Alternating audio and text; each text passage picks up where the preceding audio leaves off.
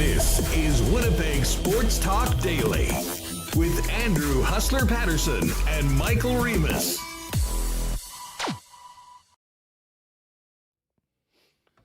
Hey, what's going on, everybody? Happy Friday. Happy Grey Cup weekend. Welcome to Winnipeg Sports Talk Daily. Andrew Paterson, Michael Remis with you. We got a packed show. We'll be talking lots of Grey Cup. Dustin Nielson's going to join us in just a couple of minutes right off the top of the program. We'll get his thoughts on the upcoming weekend and everything else happening around the peg. Celebrate the 112th Grey Cup.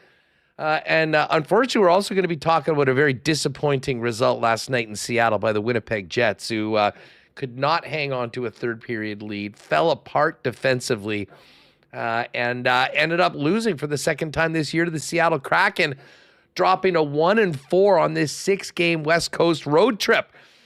So we've got lots to get to. We will have Pat Gregoire jump on towards the end of the program. We'll hit some lines for the Grey Cup.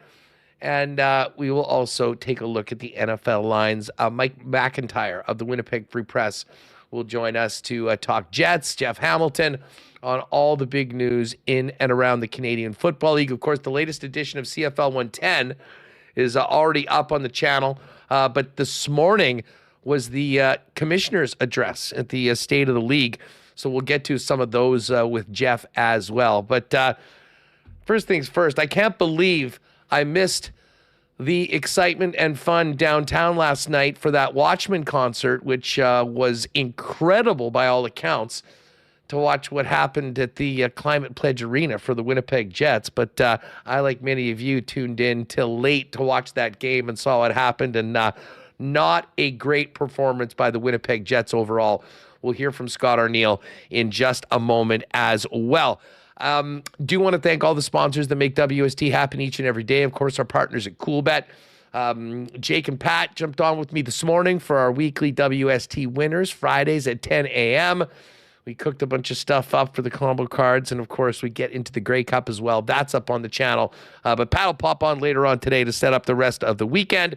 Of course, our friends at the Winnipeg Jets. Don't forget, a week today is the return of Nikolai Ehlers and our next WST game of the month. Get your tickets before they're gone. WinnipegJets.com/WST and join us up in 316 for our second game of the month. Also, want to thank Rolly's Transfer, St. Vital Dental Center, Canadian Club, Uptown Alley, the wonderful people at Princess Auto, Chud's Power Sports, Manitoba Battery, Clean Line.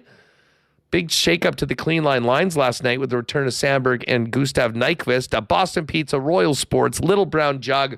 We'll get to a Why Not question of the day for Not AutoCorp at Waverly and McGillivray. And, of course, fan feedback for fansfirst.ca. Remo, what's going on? How are you? Ready for a big weekend here in the Peg? Yeah, I am fired up. Grey Cup week in full swing. I've driven downtown, checked it out. A lot going on at the Convention Center, U of W as well. People are dressed up, ready to go, even if the Blue Bombers are not in the big game this year. Yeah, you know what? I was thinking about it. I think listen, we all wanted the Bombers to be in the game. But if the Bombers weren't going to be in the game, I think for the Grey Cup festivities and the vibe around Winnipeg, I think it actually was better that the Bombers lost in the East Semi.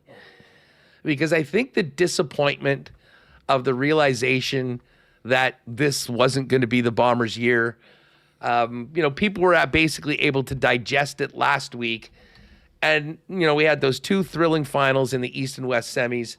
I think it's really let everyone kind of get over the disappointment of the loss and put the best foot forward. And you're exactly right. Downtown was an absolute nut house last night. By all accounts, I had a ton of friends that were at that Watchmen show and said it was just absolutely phenomenal. And that is just the start. I mean, right now, we're getting to a high of 11 degrees today, although a little cloudier than I thought we expected. They're going to have that outdoor social, which is basically on now through the evening outside of the convention center.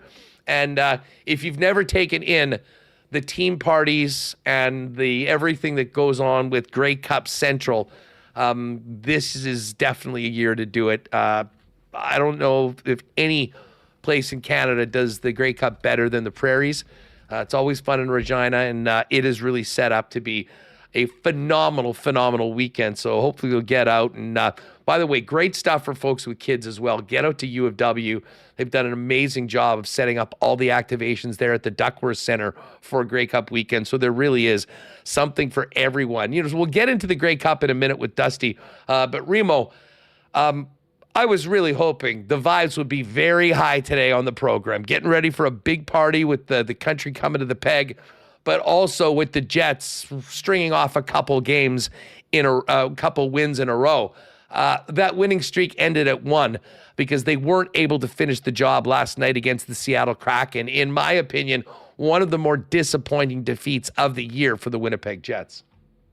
Yeah, I think so. Dylan Samberg came back in the lineup. Neil Pionk benefiting, getting an assist. I think we talked about that yesterday, how it would help free him up. What a pass, by the way, to Scheifele on that. That play. was a nice pass. Great goal by Scheifele. Kyle Connor scores on the power play for the first time in over or almost a year, which is the craziest stat. Like, how is that even possible? Considering like the number of goals that he scored and the amount of power play ice time that he's had, I don't know. But yeah, you have the lead in the third period, and this is normally a time where the Jets lock the game down, but Seattle, they're pesky. They got to the Jets, and it kind of felt similar to the last time these two teams played, and Seattle, used that hustle and, outscored Winnipeg, 3-0 in the third period. I know there were a couple, empty netter on there, but it was kind of surprising, Huss. I really thought the Jets were going to make it 2 in a row, and we're not able to. And defensive coverage, what Scott O'Neill mentioned after the game, and that's not something that's been an issue for the Jets. And this year we talked about scoring. Well, you got 3 goals. Should be enough with Connor Hellebuck in net. Was not last night. Yeah, now listen, I mean, Helly obviously made some great saves, as he always does. The 4 goals, I guess it was on 18 shots when the go-ahead goal went in. Not numbers you usually think of Helly. The third goal, I thought, probably normally doesn't go in, that he'd like to have back. But absolutely no chance on the winning goal by Eberle. I mean, how the hell is he end up so wide open and all alone, untouched in the spot that he did? And that was a real source of frustration for Scott O'Neill after the game. Speaking of the coach, let's just get his synopsis. He spoke after the game. Here's what Scott O'Neill had to say about the second loss of the season to the Seattle Kraken.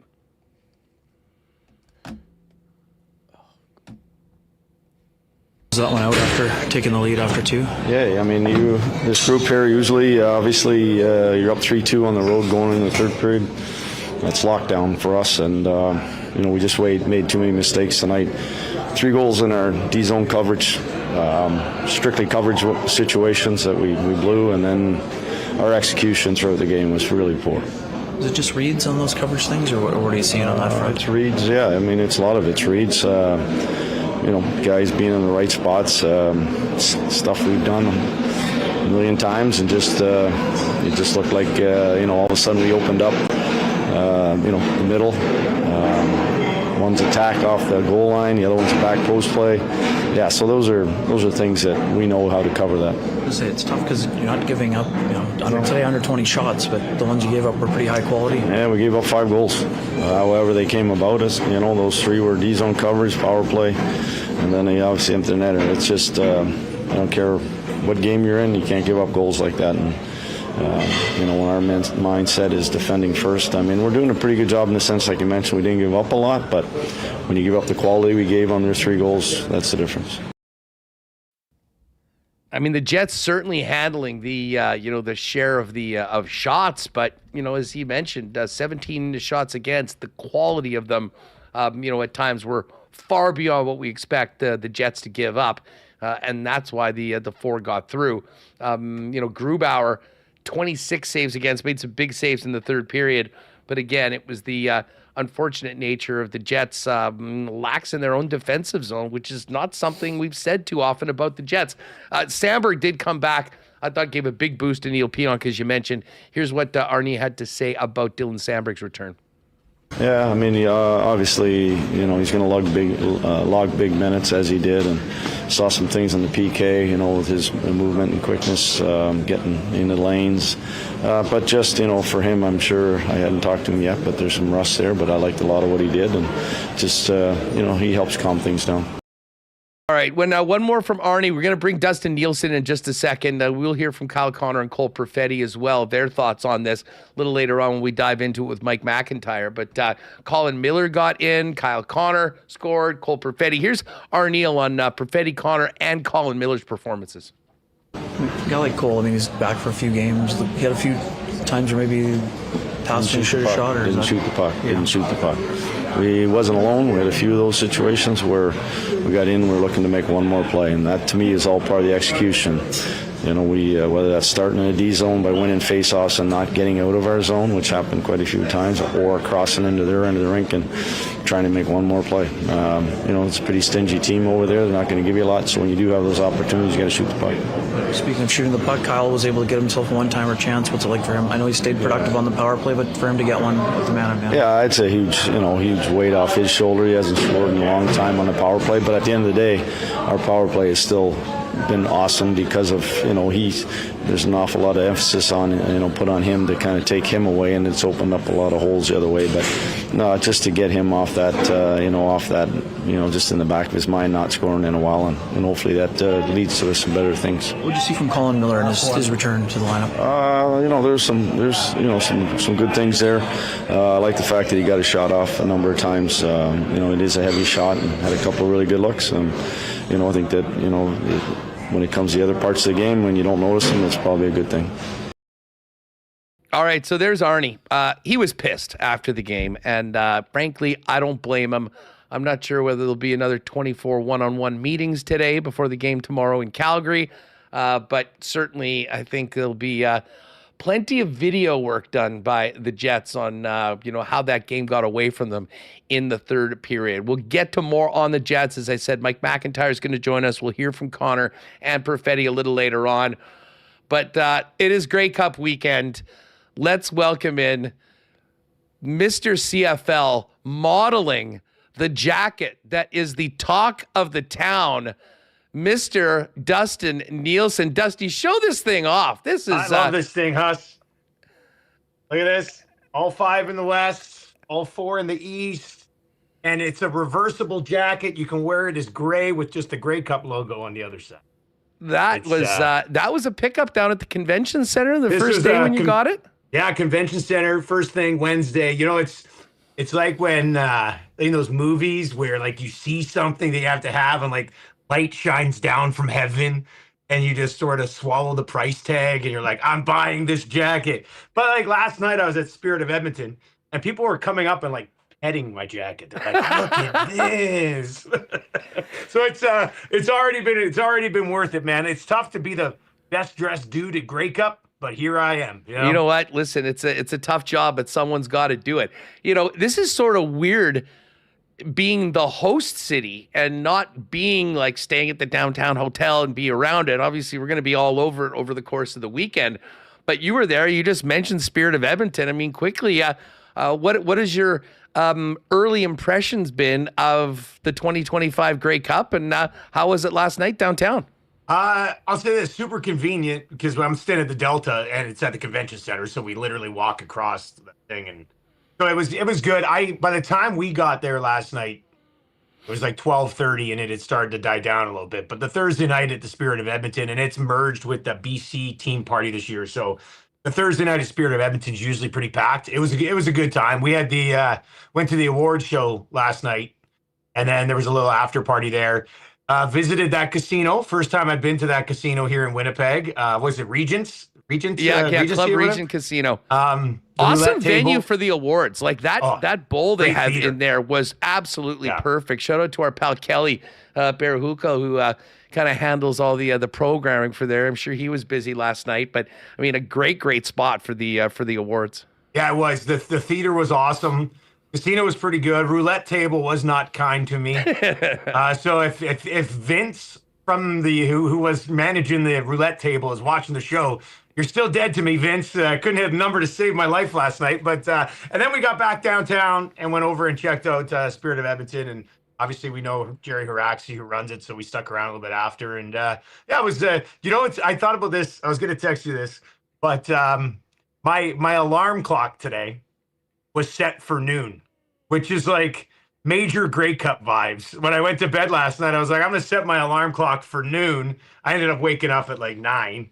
But yeah, I thought that was very Grey Cup-ish to set a noon alarm clock. Listen, that is what it's about. Late nights, sometimes some early mornings. I did talk to Iwanek. I know there's the Spirit of Edmonton breakfast on. That's tomorrow morning. I've been invited, but it's 8 o'clock. Yikes. Now it's not far. It's at the convention center, just up a level. I've never done it. Last night, Jerry was like, you got to come. And I was like, man, 8 o'clock though. And my excuse is I'm doing the Grey Cup Saturday show, which is 4 hours. So I should probably sleep in, get some rest. So I'm ready to go for the Grey Cup Saturday. When is that? You are not here just to party like the rest of the CFLers. What's tomorrow lining up for you on TSN? It's Saturday from 1 to 5. Myself and AK, Korolnik. We're gonna be hosting it. We're gonna have Lappel. Luke's gonna be on for an hour. We've got a bunch of guys popping. Walby's gonna be on. Like, we got a bunch of guys popping by. We're gonna have Trey Vavel on. And I don't know if you saw Vavel last night during the award show, but he name dropped Timbits twice in both of his speeches. So when he finished, I was just like, this is legendary. Like, when he did his second speech, I was sitting at a table, I looked, and I was like, there's no way this guy goes back to Timbits again, right? And then he did. So we had Katsatonis was going to join us on Grey Cup Saturday, but he had to fly home. So we reached out to Vavel, and we're like, hey, you should come on, and we're going to get a bunch of Timbits, and we're going to sit there and have Timbits with him talking about his season and stuff. I'm going to actually push for a Timbit draft to see what he would take first out of the Timbit thing. So pretty great look as well. Yeah, you got to be a real player to pull that look off. But hey, listen, when you win not one but two awards in your rookie season, you can wear whatever the hell you want. He was the star of the show last night. I could pull off this jacket, Huss. Do you think I could pull off a white vest, no sleeves? I tell you what, I would. I'd pay a lot of money to see it. You know what? You should do a quick costume change during a commercial before Vavel comes on tomorrow and pull off that look. It would be absolutely phenomenal. I don't know if I have the body to do that. You get a little side boob with me wearing that vest. Hey, speaking, obviously a huge night for the Bombers, kind of the highlight of the week for the team not being in the game, in addition to an incredible host, was Vavel winning both. Great night for the Lock Shoppers and WSTers. Yes. That jumped on that. Nathan Rourke, one of our favorite future of the year, he was, I think, opened up at like plus 250 to win MOP. And, they lost back-to-back against the Bombers. It was the Riders and the Stamps early on. I remember having the conversation with you in the lock shop going, Nathan Rourke is 11-1 to win the MOP. There's so much football left. How do we not get on it? I'm glad we did, because it's going to pay for a few beers at Grey Cup week for a lot of people that were on that last night. Quick Rourke MOP betting story. I was just down in the lobby and I bumped into Korolnik. He just got into town. And he said that with their betting partner, obviously in Ontario, FanDuel, in September, he got Rourke at 40-1. Like when they were sub 500, I don't know if it was a mistake or what. He goes, but that's a mistake. He's like Naylor texted me. He was like, just so you know, they got Rourke at 40-1 for MOP right now. Oh. He got on it at that time, which is insane. Like, someone's getting fired that today. Should be voided. Sorry, okay, but that should be voided. No, but look, think about this, Huss. Like, as he was up there accepting that last night, I mean, let's say he stays healthy next year. How do you beat him? Like, if he's throws for 5,000 yards again and is top 10 in rushing touchdowns, like, I don't know how you're supposed to beat that guy for MOP if he stays healthy. He might be even money at the start of the season next year. He should be. And obviously, he should be. Like, there's injuries that is a huge part of it, and often plays a massive role in determining who will be there at the end, at least in consideration. But listen, he's the golden boy of the CFL. I still can't believe. I mean, it is a team game at the end, because he had 2 opportunities to get a first down, didn't get it and done. they'd be playing in this game, and they're not. And that's credit to Saskatchewan. I know we talked before. I mean, I still can't believe some of the decisions that Corey made Mace later on, but they all paid off, and the Riders are here. Let's get your read on the game. I still maintain this should be a pick'em. I don't get that it's gone to 3, 3.5, 4. I saw it 4 briefly. Yeah. It was 4. I was just doing a PA in Alberta. I was just doing a lock shop with LTE. It's still at 4. I'm seeing 3.5 over at Coolbet right now. I got on the Alouettes last night at plus 170. It's now down, it looks like, around plus 157. But again, to me, this is a coin flip. So, I mean, we can talk betting where the value is. Let's just talk simply about the game. Great matchup. Trevor Harris looking to check that final box to send him to the Hall of Fame, winning a Grey Cup as a starter. And I mean, what can you say about the story of Davis Alexander, who simply does not lose when he starts football games? Hell of a matchup, Dusty, for us on Sunday. Yeah, it is. I did Montreal radio yesterday morning, and they sort of asked me my thoughts on how it breaks down. And the one storyline here, and obviously one everybody's been following, is the hamstring of Davis Alexander, and very positive reports, which I'm not really surprised by. Throughout the week, they're going to say everything's great. I worry that the Riders' defensive line, who is very good, if they get him on the run, regardless of all the treatment and everything that's been done, does he get banged up? And he's a warrior. Don't get me wrong; he'll try to stay in the football game. But Davis Alexander at 60%, that's asking a lot to beat a very, very good defense on the Riders' side. So that factors into it for sure. If Davis Alexander has to leave this game at some point, I think that's massive, massive trouble for the Montreal Alouettes. This is so lame. I don't want to simplify it too much, but these are 2 insanely good defenses, and it's going to be such a close football game. What's probably going to happen is there will be a turnover one way or the other in the 4th quarter, and the team that causes and creates that turnover is going to win the Grey Cup. Like that's probably what's going to. I know it sounds so lame, but that's probably what's going to happen. Look after the football in the final 15 minutes, and you'll win the Grey Cup. That's how I think it's going to go down. Yeah, I mean, I got so much respect for both of these teams, the way that they're built, how well-rounded they are. I mean, you could argue that they're 2 of the best offenses. I think they're certainly the 2 best defenses in the game. And I think it will come down to execution. And, Harris has been in so many big games over the course of his career and still doing it at 39 years old, which is just phenomenal. And then, you've got, it's just like a yin and a yang. You've got this young, hyper aggressive quarterback in Davis Alexander that has completely changed the fortunes, or maybe I shouldn't say change the fortunes, but taken them to another level, as the starter right now. And I mean, if he was completely healthy, I could make an argument that Montreal could be favored in this game, and maybe should be favored in this game very slightly. But the bottom line is, to me, I think this is such a tight game. I really do think that this is going to be a thriller, tight, very similar to the 2 incredible games we saw go right down to the final minute in both the East and West finals. I don't see anything different happening on Sunday at PA. Yeah, I'd smash the under. I will say that. I don't know what it is at Coolbet right now. 49, 49 still, yeah. So I think this has got 23-17, 23-20, 2017 written all over it, right? And in that situation, I mean, if it comes down to a big kick, nothing against Brett Lawther, but you have to side with Maltos Diaz in a kickoff if that's what it ends up coming down to, right? So it's funny you bring that up. I mean, I'll just say this.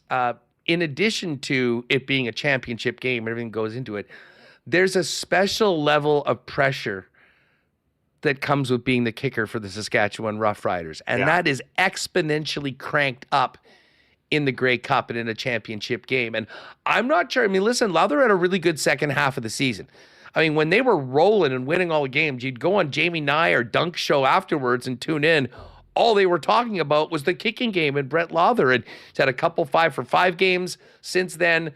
It hasn't been as big of an issue, but all of that doesn't matter once you get out in between the white lines in the Grey Cup. And, Maltos in Montreal, I'm not going to say that they're not feeling the pressure. They're here to win. But with everything that Lawler has been, he actually is one of the more intriguing figures of this game. And in a game where they're very evenly matched, the offenses, the defenses, special teams could play an absolutely massive role in this game. If you miss a field goal in this game, you could cost your team the Grey Cup. Like it's not, I don't think there's going to be 8 touchdowns scored in this football game. Like every single point, even if you miss an extra point, it could cost you this football game, right? So Maltos Diaz has a big leg. We hit from 58 this year.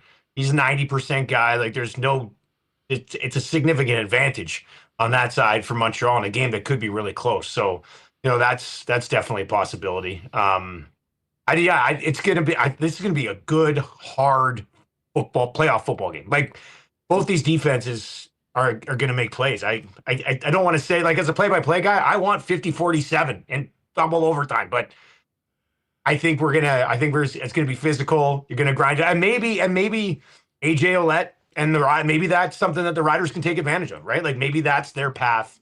Maybe that's their path to victory. Mind you, I like Stevie Scott. He had that huge game against the Bombers where he was like 100. We know all too well about Stevie Scott in Winnipeg. Like that guy's the real deal too. So if they have to rely on him, I don't think that's the worst thing in the world. By the way, Stevie Scott, just for people that might want to lay a sprinkle down, over under 44.5 rushing yards. I think that probably with Alexander, they lean on him even a little bit more, especially early on in the game. And plus 275 to get into the end zone. Just some food for thought.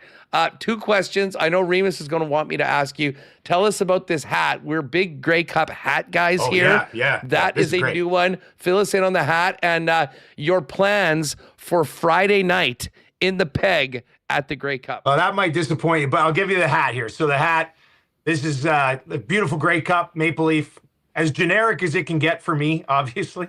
And then the best part about this is that it's like wool. The back part's wool. So it's nice and warm.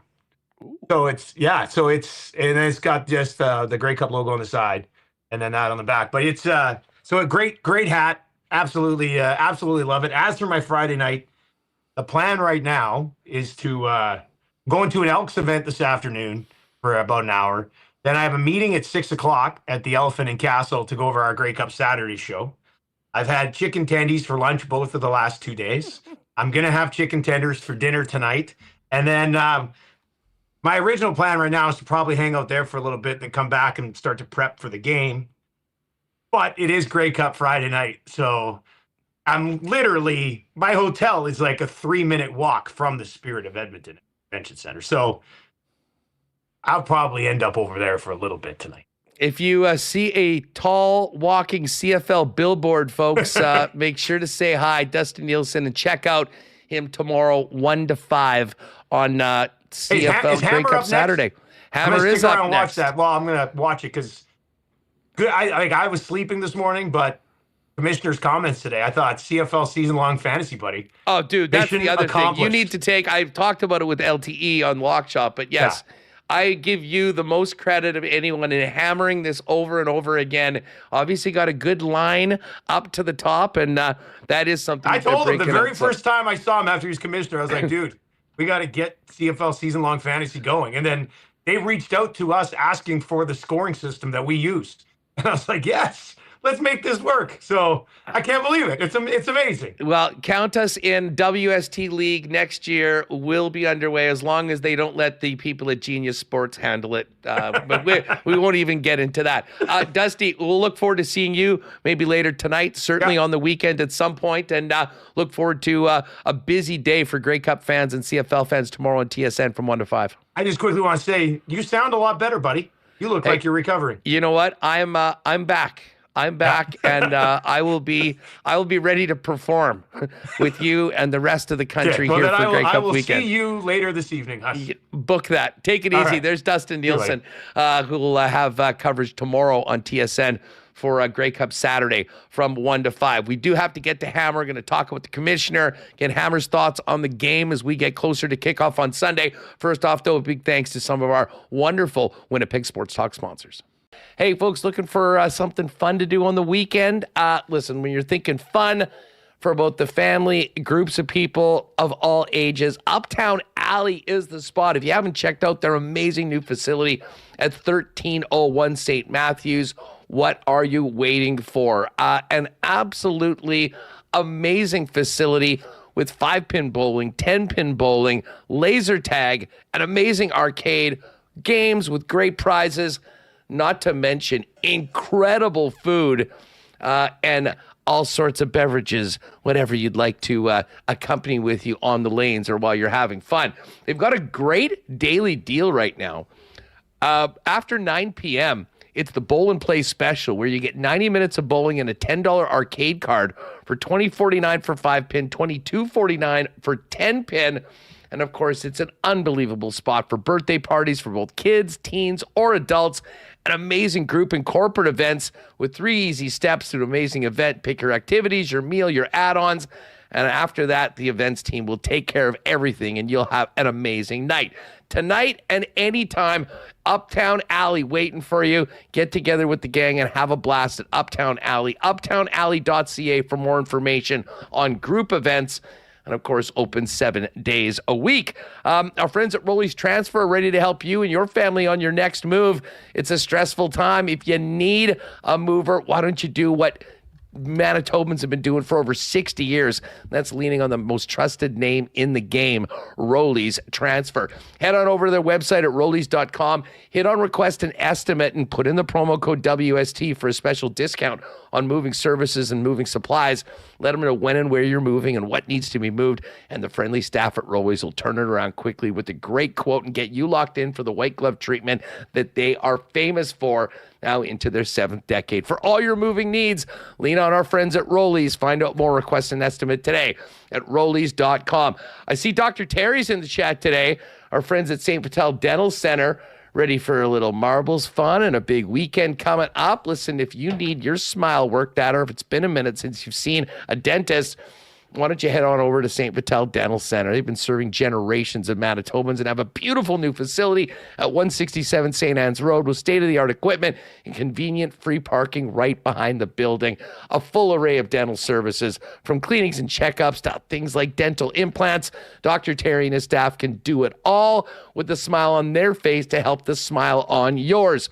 StVitalDental.ca for more information. Make an appointment and make it your long-term home for you and your family with a great group of people taking care of your smile. And hey, the weekend is here, gang. I know many of you are going to be popping by your local Manitoba liquor marts ahead of Grey Cup week next week. Make sure to check out the Canadian Club display for 2 things. Number 1, limited quantities remain of the Winnipeg Blue Bomber Special Edition Bomber Label bottle of Canadian Club, the official spirit of the Winnipeg Blue Bombers and Canada's iconic Canadian whiskey.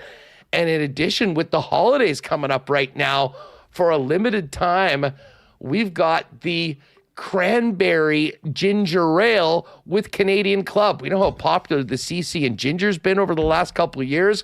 Well, just in time for the holidays, it's CC cranberry and ginger ale in 4-packs and in 473 milliliter cans. You can get those at Manitoba Liquor Marts, or keep your eyes out for it at your local vendor. Canadian Club, the official spirit of the Bombers, the Grey Cup festivities, and the holidays.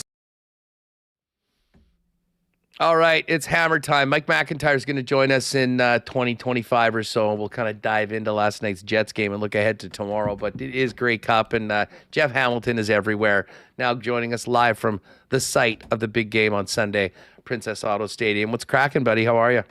Not bad, my friend. I feel great. I've definitely taken it easy on my body these last few days, and it's worked out. It's worked out well. I found myself in this small room. It's just such buzzing around the stadium right now. I can't get in the media room because they got the Riders players coming in soon. There's a closed practice out here, so they're all in paranoia mode right now, making sure nobody's getting eyes or ears into the stadium. So I've found myself in, I won't call it a utility closet, but it's definitely a room not dedicated to me, not dedicated to media. And there's a couple gentlemen that were in behind me that have been gracious enough to lend me the space for this interview. So the week's been great, man. I know you've been under the weather. I know you're sounding better, looking better, and you're back. I can't wait for you to join the fun. It's just kind of getting started, even though I can't believe we are on Friday already. It's bananas to me. Yeah, I mean, and last night, by all accounts, the events down at the convention center were phenomenal. I mean, The Watchmen have a big following, especially here in Winnipeg. I mean, everyone seemed to have an amazing time. And,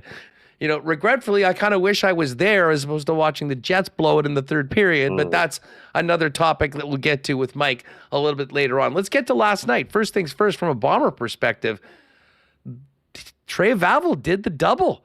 Pulled it off. Dusty was talking about referencing Timbits in both acceptance speeches, having one of the great fits we've seen in recent CFL awards history. But what a great coronation for one of the great rookie seasons in Winnipeg Blue Bomber history. Yeah, absolutely. And I'll take the moment off the top here, Huss, to share a funny story about his fit check. I guess there was buzz or Derek Taylor had gotten out of him that Brady Oliveira was going to help him with the fit or whatever. So naturally, DT asked about it yesterday in the thing.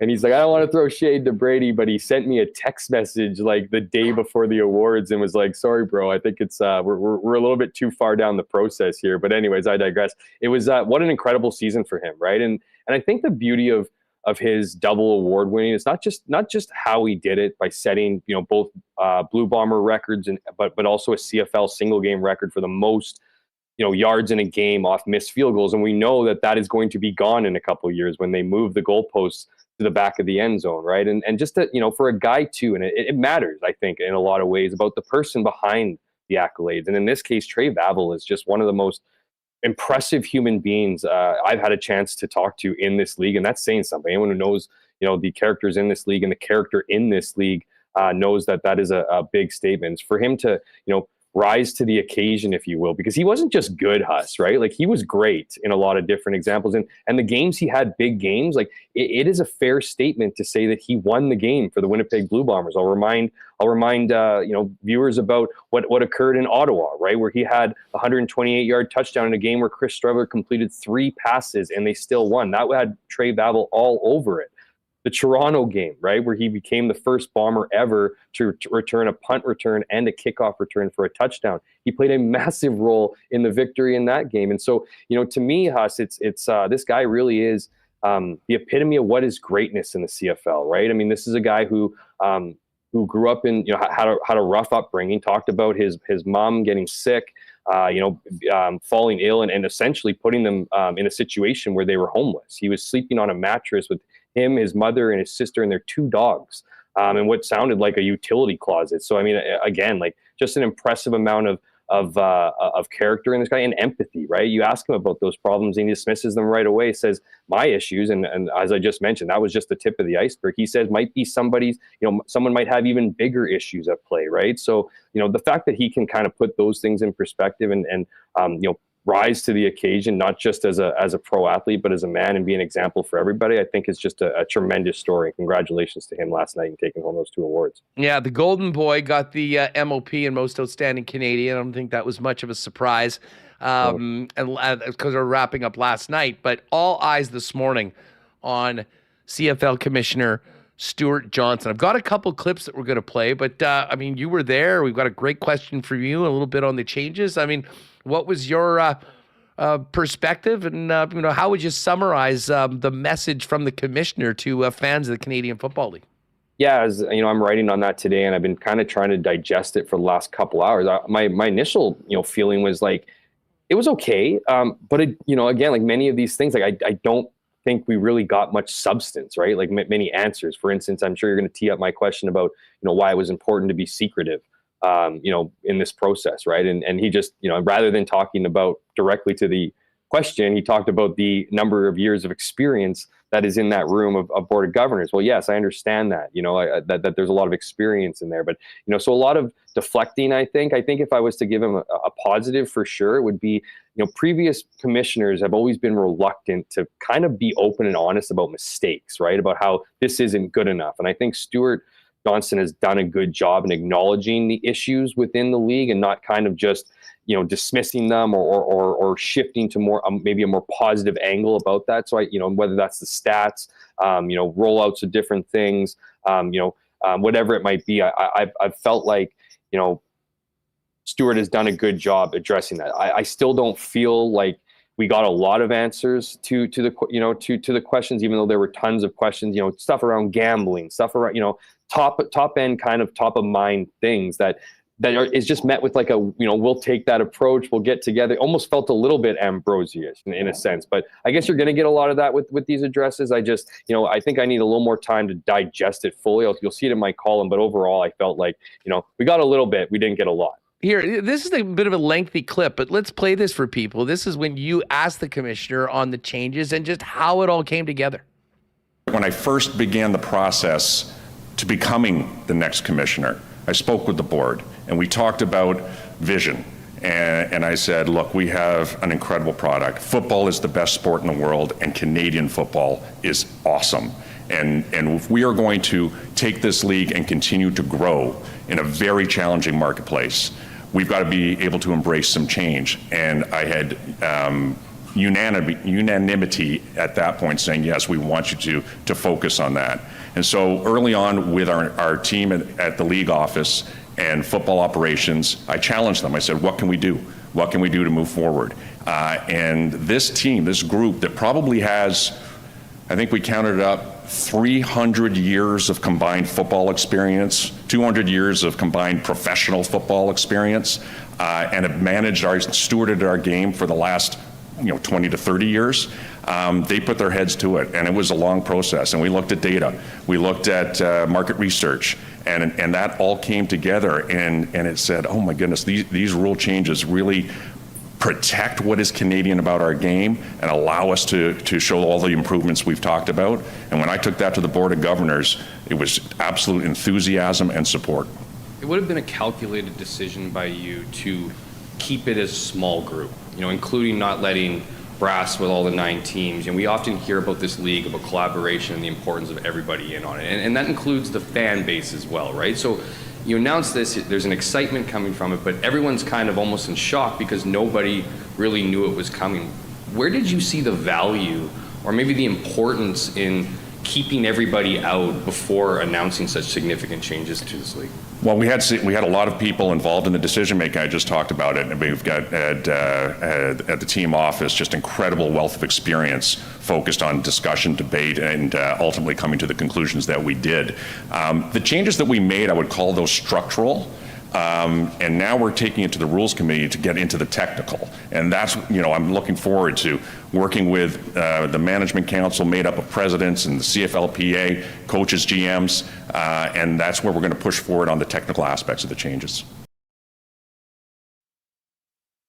All right, so there's Stuart Johnson on that. An interesting line of questioning, and obviously he said what he had to say. I mean, as we touched on with Dusty, I mean, there were some, I think for fans, some good announcements. I mean, a revamped website, CFL app, and I know Dusty's maybe been the biggest champion of promoting and establishing fantasy football for this Canadian Football League, and it seems like all of that is happening. But I mean, very clearly, I mean, all of that is nice, and I mean, I'm a supporter of all of those things that they mentioned.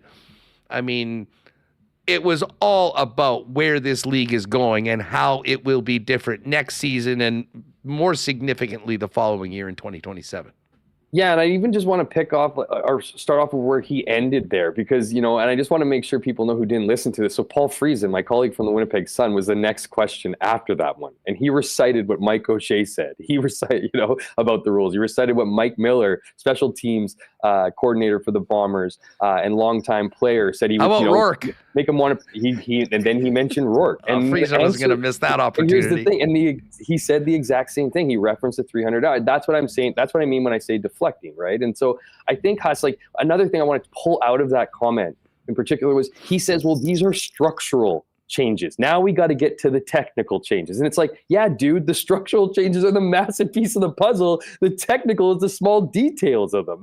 And so it's again, it's just kind of deflecting those things. And I'm going to chirp him one more just before, I answer the other part of the question is that they come out there, they talk for 20 minutes and then they give 20 minutes to ask questions. I mean, we got a lot of questions in, to be clear, but he moved away and got out of there quick. And so that to me, that doesn't reflect well on a guy who comes in, makes these massive changes in his first year, and then doesn't stick around for all the questions. But I do want to touch on some of the positive things, right? Those things like the fantasy, the app, right? Those things are the websites, those are incredibly important things to a league.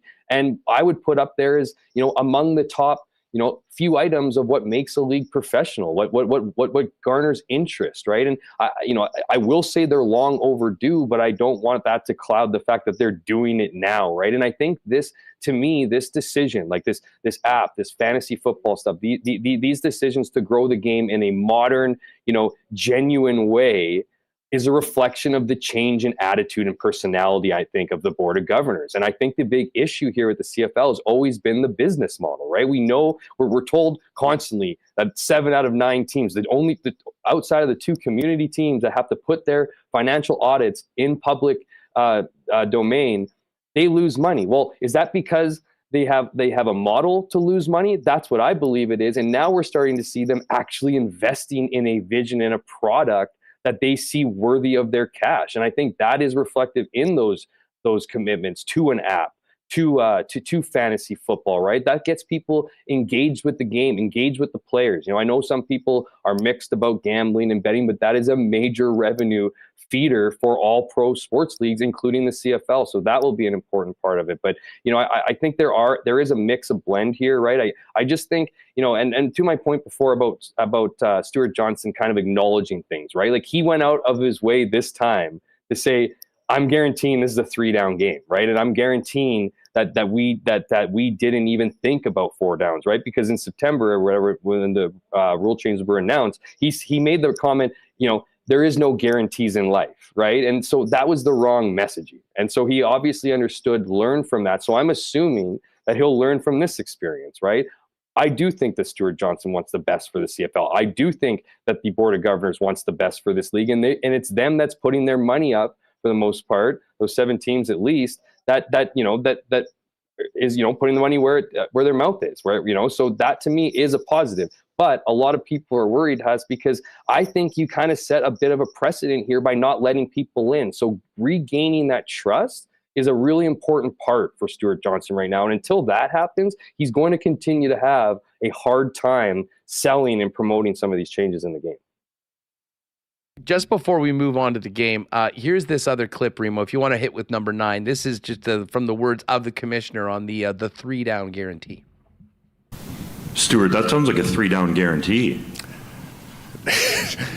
Justin, 3 months ago, you asked me to guarantee. I answered in a way that I answer my kids. I say, hey, there are no guarantees in life. What I should have said is that not only am I guaranteeing that we are a 3-down game, I can guarantee that it never crossed our minds anything other than that. To my actual question, there's been a lot of fans speculating about the rule changes and could it lead to U.S. expansion.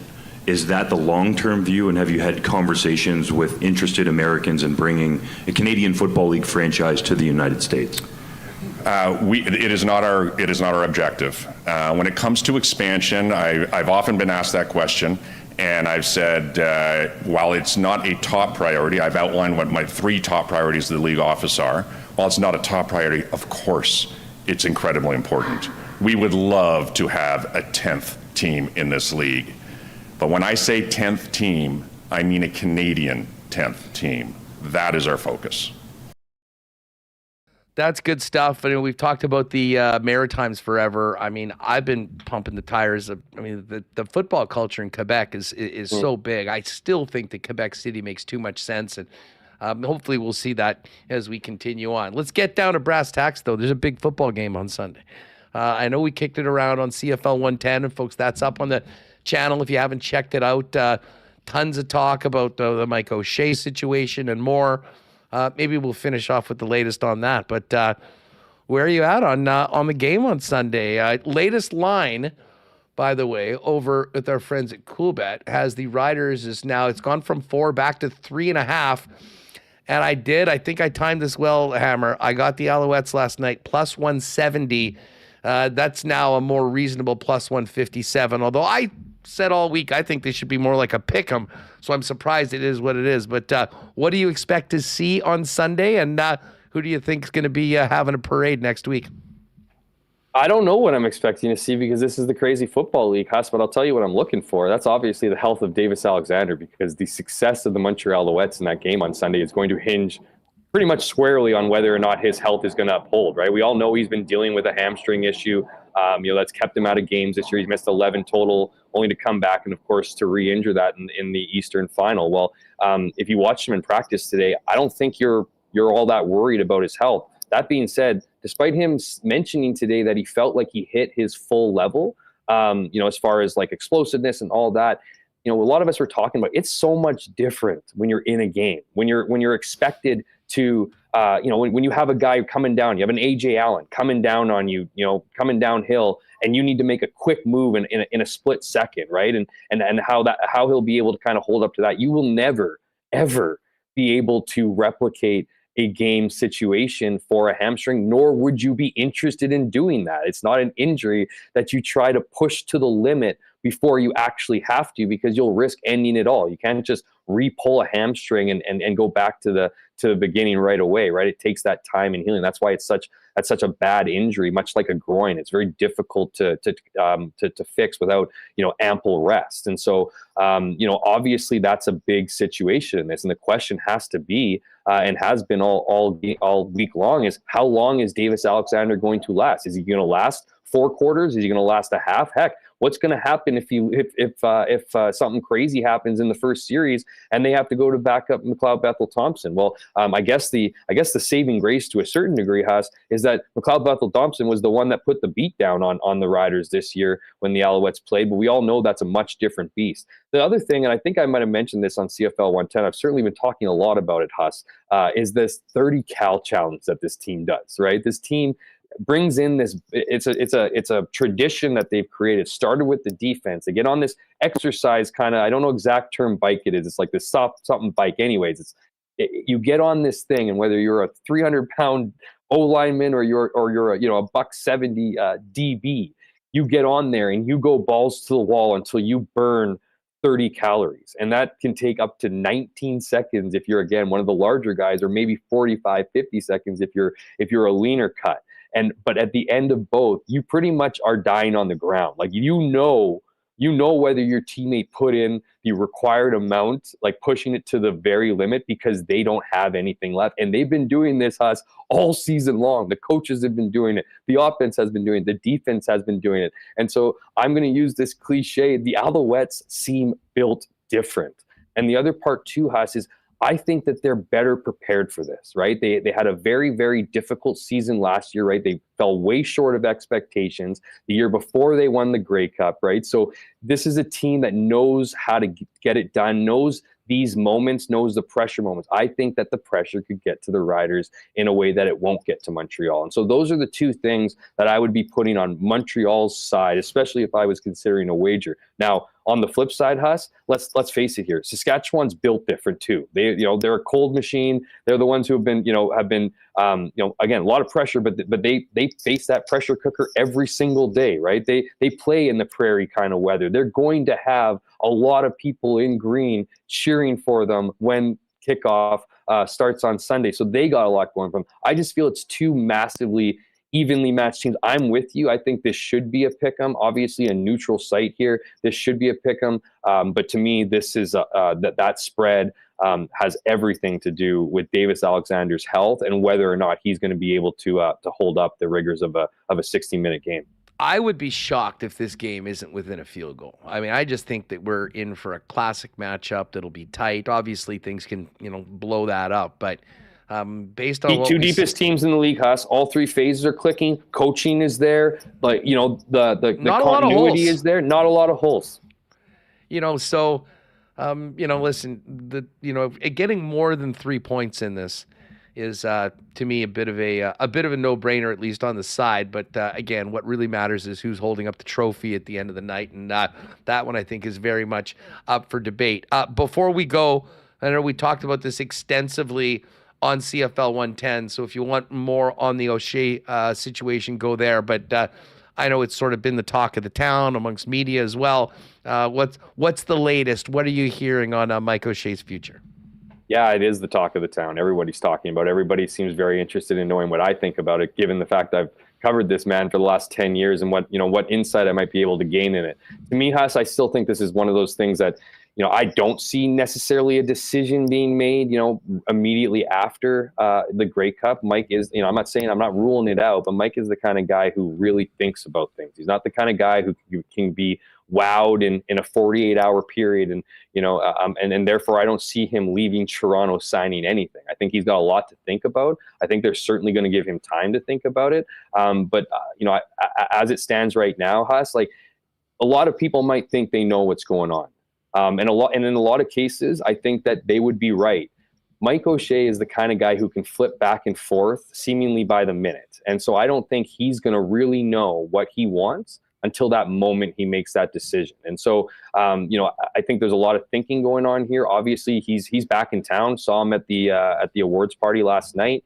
Also saw pinball there too as well. So maybe he's maybe he's in a recruitment. Were they together? They weren't, but maybe he's in a recruitment mode because he didn't like what Mike had to say. Who knows? I'm still in this situation. I still of the mind that Mike belongs in Winnipeg. That that Wade is going to get something done. That's not wishful thinking necessarily. But I do think there is a real fear. Right? There is a fear that he will leave. There's a fear what the ripple effect will be, not just from coaching staff, but also from a player standpoint. So there is a real fear here, and they got some decisions to make in Winnipeg, right? Because I'll leave it at this, Huss. If Wade Miller wants Mike O'Shea back, I wholeheartedly believe that Mike O'Shea will be back. And I'm not saying that if he doesn't come back, it's necessarily Wade, really didn't want him or disagree with it. I just think there is going to be no amount of money, no amount of power, no amount of issues at play here that is going to, lose out on Mike, and so, it's a wait and see approach. I'm obviously on it every single day. I'm having tons of conversations. I can give you the pros and cons. We could be on the show for another half an hour talking about the pros and cons for Mike and what the Toronto Argos could offer versus what the Winnipeg Blue Bombers could offer. We're going to get an answer eventually here. I don't think it's going to linger too much on after Grey Cup week. But I do think that Mike, will be in his favor, not only to hear what other teams have to say, but to really take a deep look and have these discussions, whether it be with obviously his family and other personnel around the Bombers too. Because I do think, Huss, there is a little bit of a risk if he leaves, because he's not exactly leaving the Bombers in a great situation, right? And it'll be very telling if he does go to Toronto, who he takes as his staff. Right, because we all know how big of issues this team had on offense with Jason Hogan as its OC. So Mike's a little bit in the in the spotlight, not just for where he could go, but what he's kind of left here. So we'll see what happens here. It's going to be very interesting, and the conversations are only going to continue to ramp up this week. But we're going to get some clarity pretty soon. It's just going to be a little bit more of a wait and see approach. Certainly going to give you a lot of fodder for good stuff on in the pages of the Winnipeg Free Press. Thanks again for doing this. I will look forward to tilting a couple with you over the course of the weekend. And, of course, seeing you at Princess Auto Stadium on Sunday. Hammer, thanks as always for doing this. And enjoy the rest of the day and what should be a great Grey Cup weekend.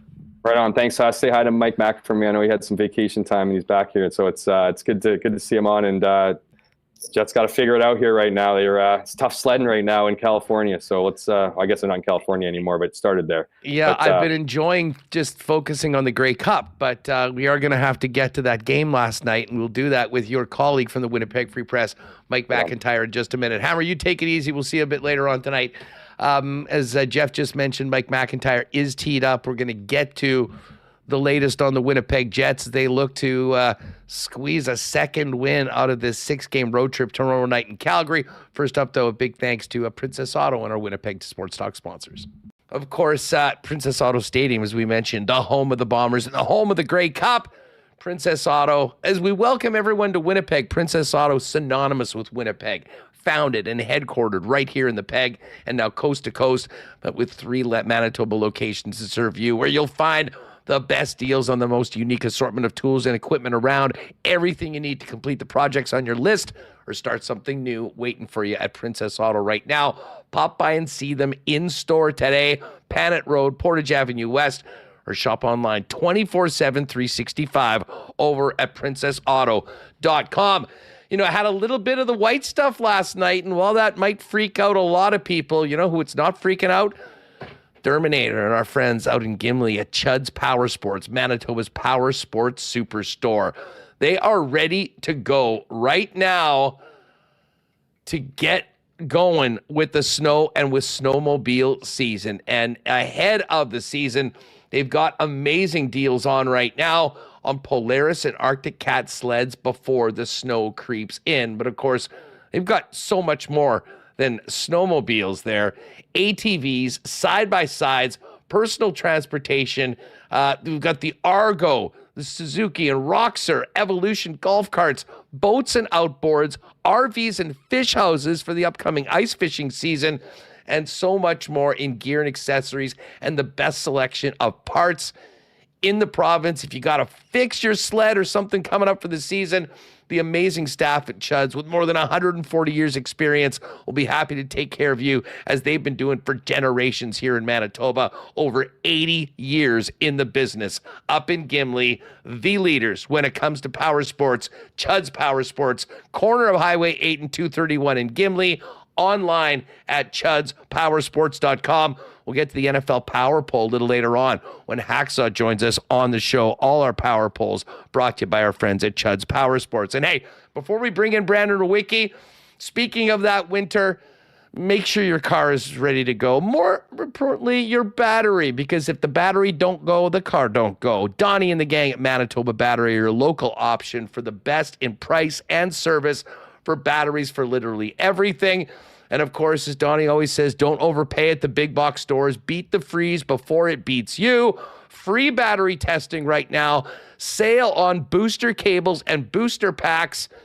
And the best prices in town, period, on batteries, beating the pants off those big box stores. So get on down to Logan Avenue, Dovercourt Drive. Get your battery tested if you need it. And if you do need a new battery, make sure you're shopping local, supporting local, and saving money at the same time with Manitoba Battery, 2 Winnipeg locations. And of course, you can shop online as well at manitobabattery.com.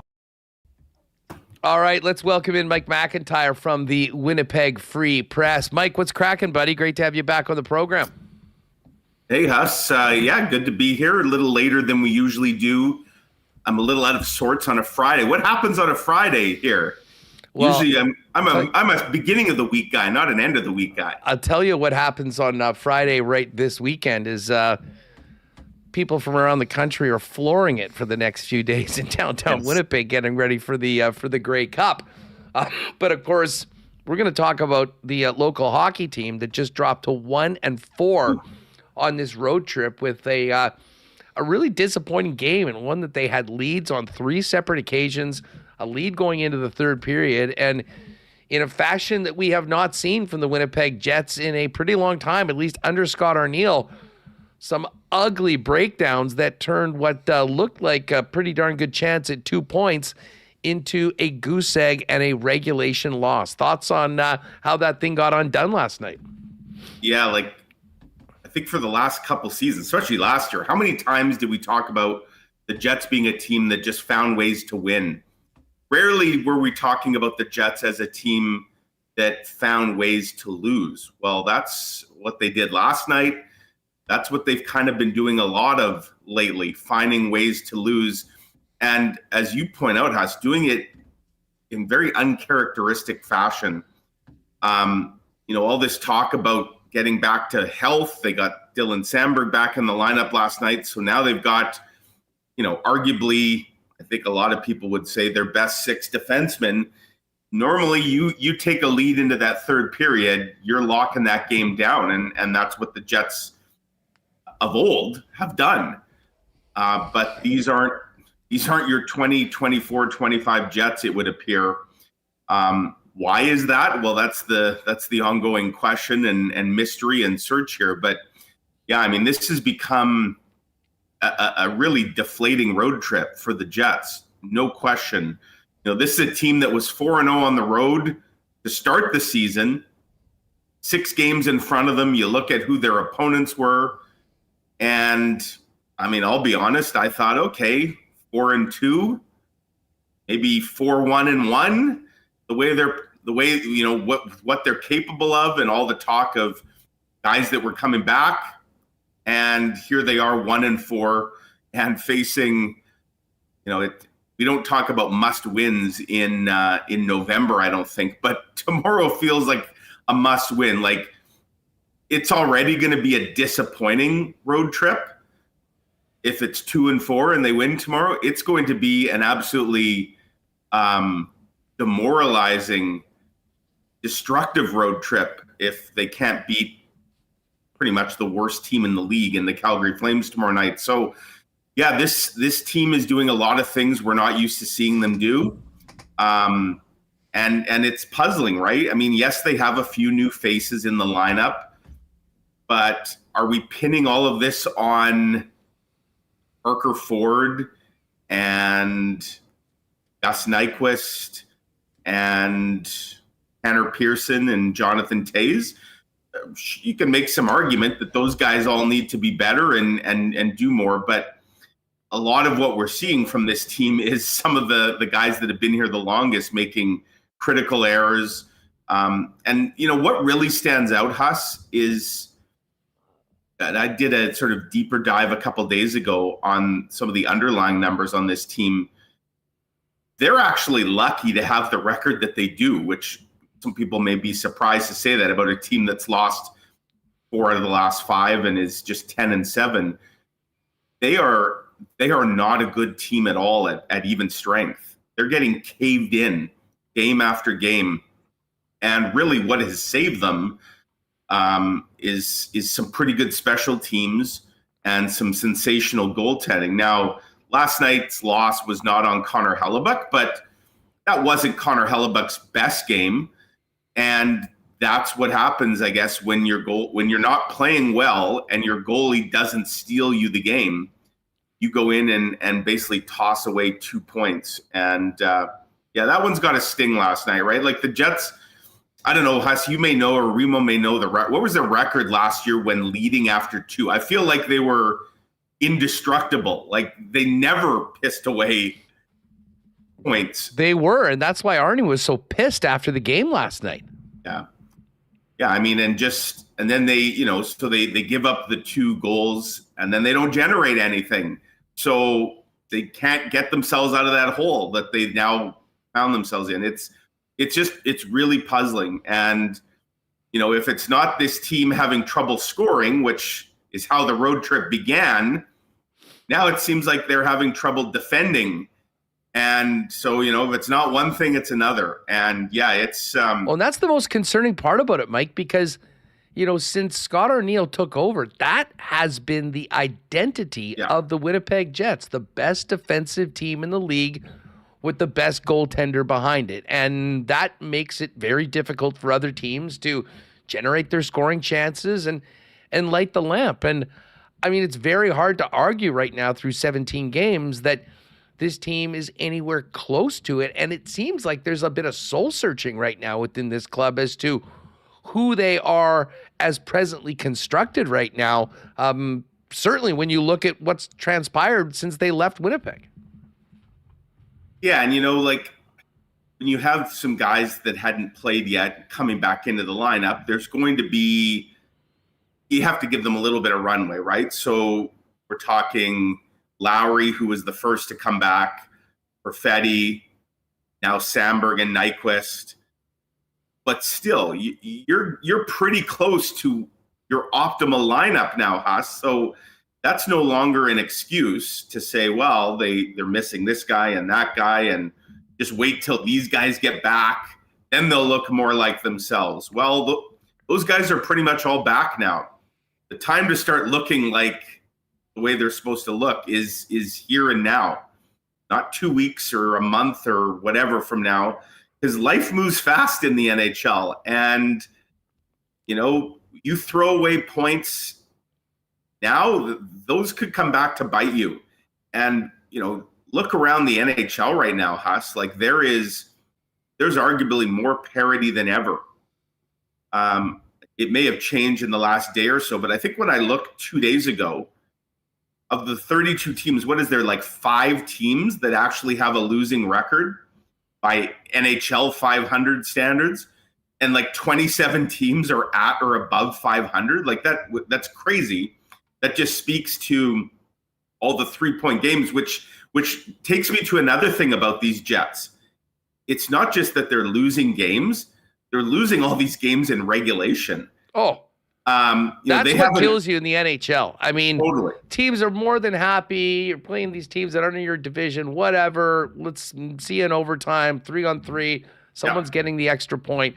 To me, it's the biggest problem with the league right now. And just as an aside, I don't normally, in fact, I don't think I've ever said anything good about Matthew Tkachuk before in my life. Clip from their new podcast he's doing with Brady, saying the one thing that he'd change is go to a 3-2-1-0 point system. And they talked about how, especially in interconference games, how happy teams are more than to just play the 60 and go for the extra one. And this is the thing about the Jets is that they're one of the truly elite teams with the best record once you get to that 61st minute. Their problem is that when they're losing games, they're not getting there. And that's why they're right in the middle of everything after a really good start to the season, at least by the record. Yeah. They've had a couple games that were all square, getting down to the later stages where you're like, okay, well, they're at least going to get this to overtime, and then they give up a goal and it cost them. And then they have, a game like last night where you have a 1-goal lead going into the third. You're thinking the worst case scenario is that they're at least getting that to overtime. Like, okay, maybe they don't play as good in the third and Seattle finds a way to tie it, but that's the worst thing that's going to happen. And then, blink of an eye, they're down. And then you're thinking, okay, well, this team's good enough to come back from that. Well, no, they're not. Not right now anyways. So, the 7 regulation losses in 17 games, like that's tough. And, if a couple of those were overtime or shootout losses and you get a couple loser points, that would certainly help the cause. But what's done is done. I mean, this team has to now, it can't feel sorry for itself. Nobody's feeling sorry for the Winnipeg Jets, I'll tell you that. Not when you're the President's Trophy winners and the 2-time Jennings Trophy winners. The bar was raised real high, as it should have been on this team. And right now, these guys collectively are coming in far under that bar. The good news is there's still over 3/4 of a season left to get this thing turned around. But hate to be the bearer of bad news, Huss, the schedule's about to start getting a little tougher. When we started the season, we talked about the first 19 games, 15 of those 19 were against non-playoff teams last year. Well, they're now through 17. So they got 2 games left. Now, again, recognizing that last year isn't this year and things change, and we're seeing in the NHL landscape already that there are some teams that weren't playoff teams last year that not only look like playoff teams, look like really good teams, like the Anaheim Ducks, for example. But that being said, they got Calgary, and then they got Columbus at home on Tuesday. And, what's the old trope about coming home after a long road trip? The Jets can't afford to have. Hell no. Yeah. So, and then after that, that's that 19-game block.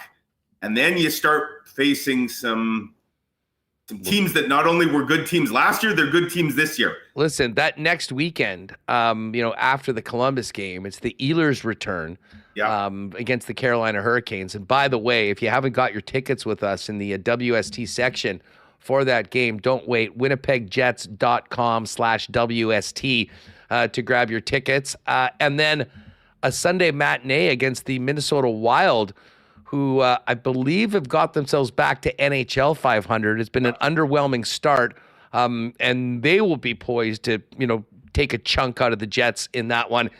And then you're right back out on the road for 3-4 in Washington, in Carolina, and then against the Nashville Predators before games in Buffalo and in Montreal, who's had a great start to the season. So, before this team gets home for a number of games in early December against good teams, Dallas and Washington, Boston had just won 7 in a row going into last night. The one thing I'll say is that there's only a few, at least from my perspective right now, few really, really good elite teams. Even the teams that we've remembered, like the Florida Panthers, for instance, have sort of been relatively middling by their standards.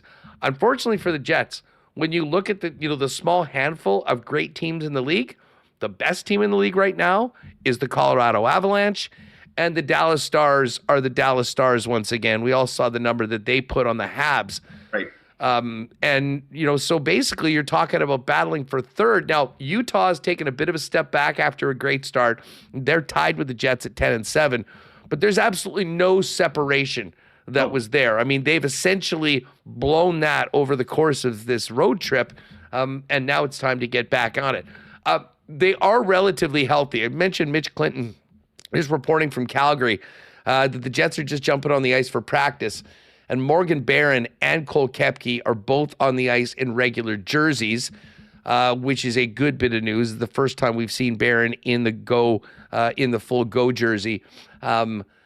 But, they are pretty much healthy now. Lowry back, then Cole Perfetti, Dylan Sandberg last night.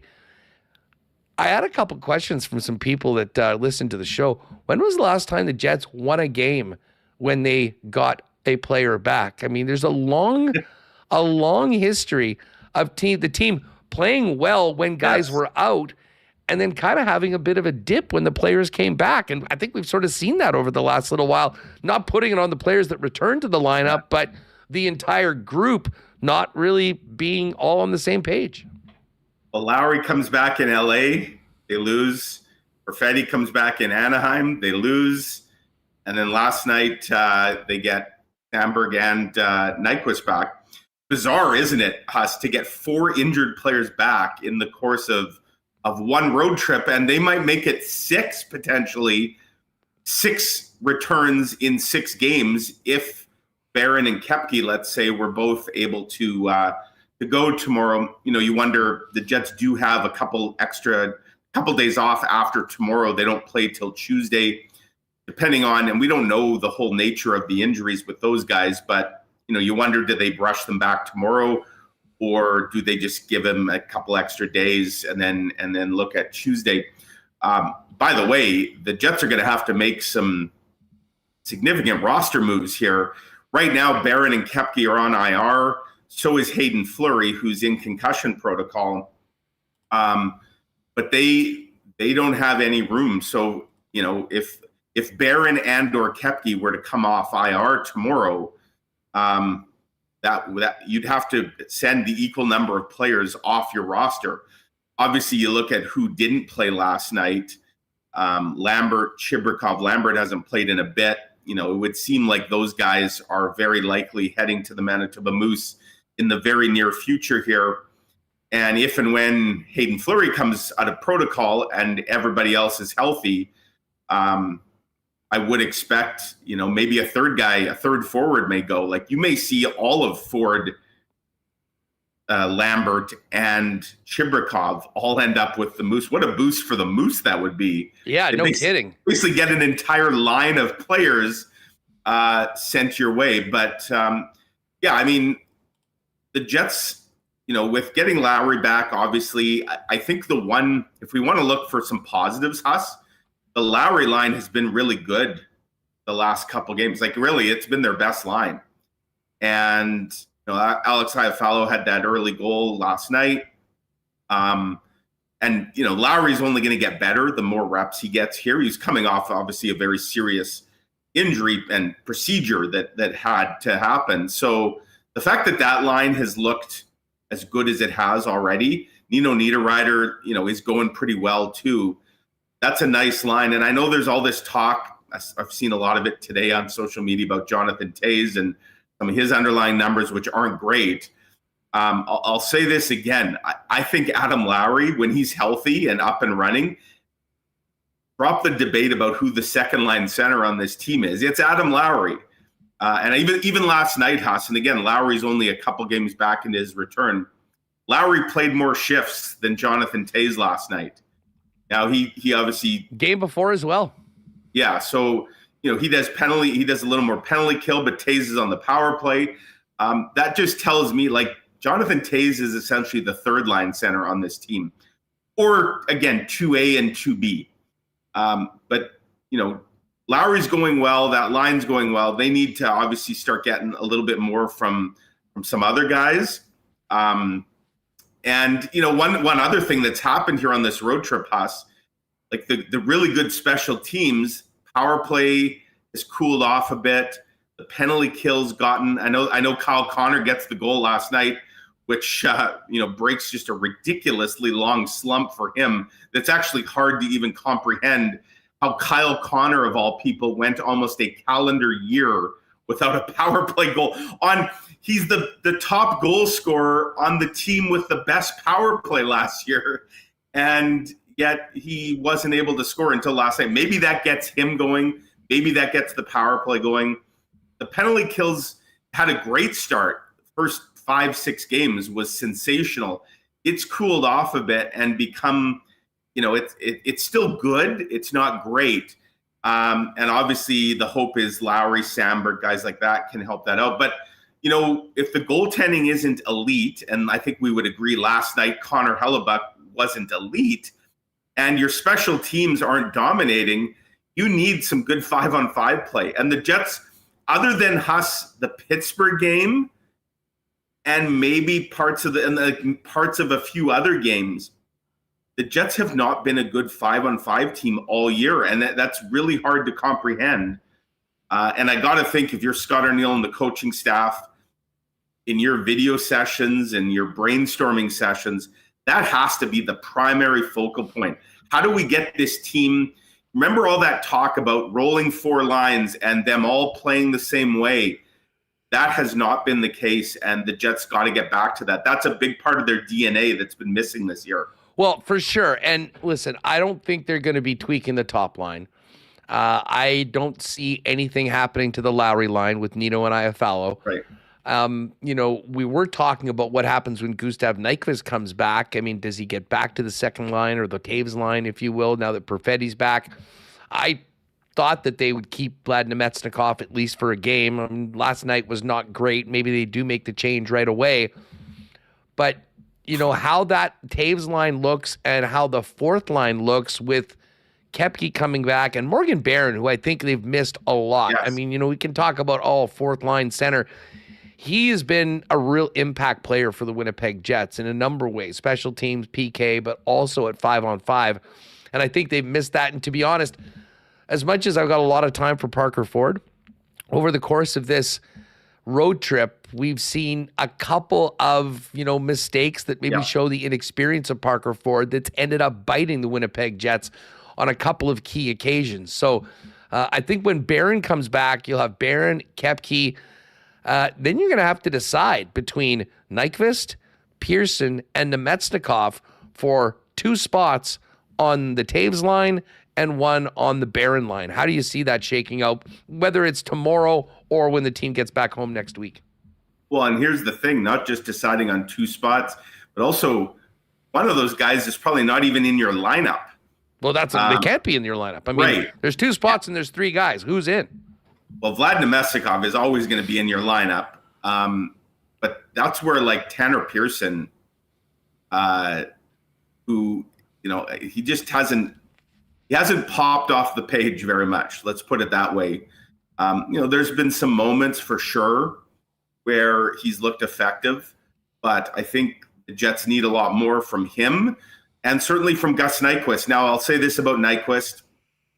I thought his 2 best games as a Jet were the 2 games right before he got injured. He had assists in both those games, and they were actually really nice plays that he made.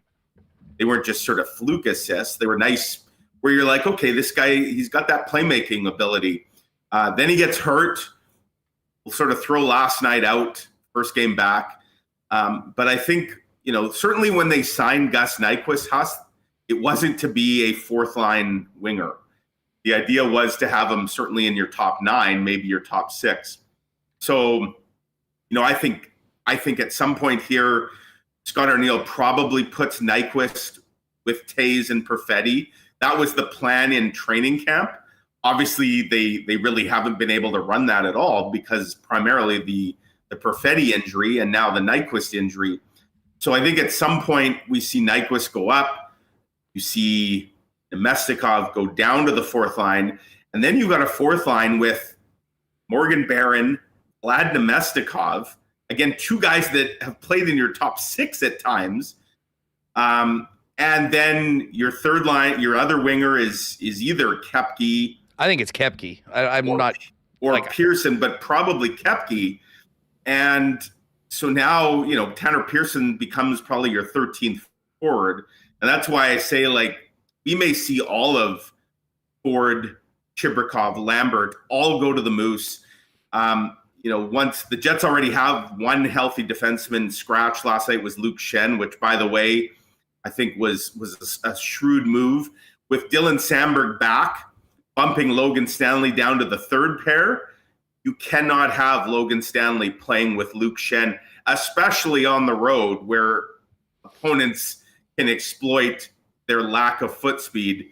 Maybe you could try and get away with that at home where you can control the matchups a bit more. But, I think with the defense that they have right now, Luke Schenn's going to be a healthy scratch more often than not, as long as they want to keep Logan Stanley in the lineup. And then when Hayden Fleury's back, I could see the Jets going with 8D, 13 forwards. So, yeah, I think Tanner Pearson, when everybody's healthy, is probably the odd guy, on the outside looking in.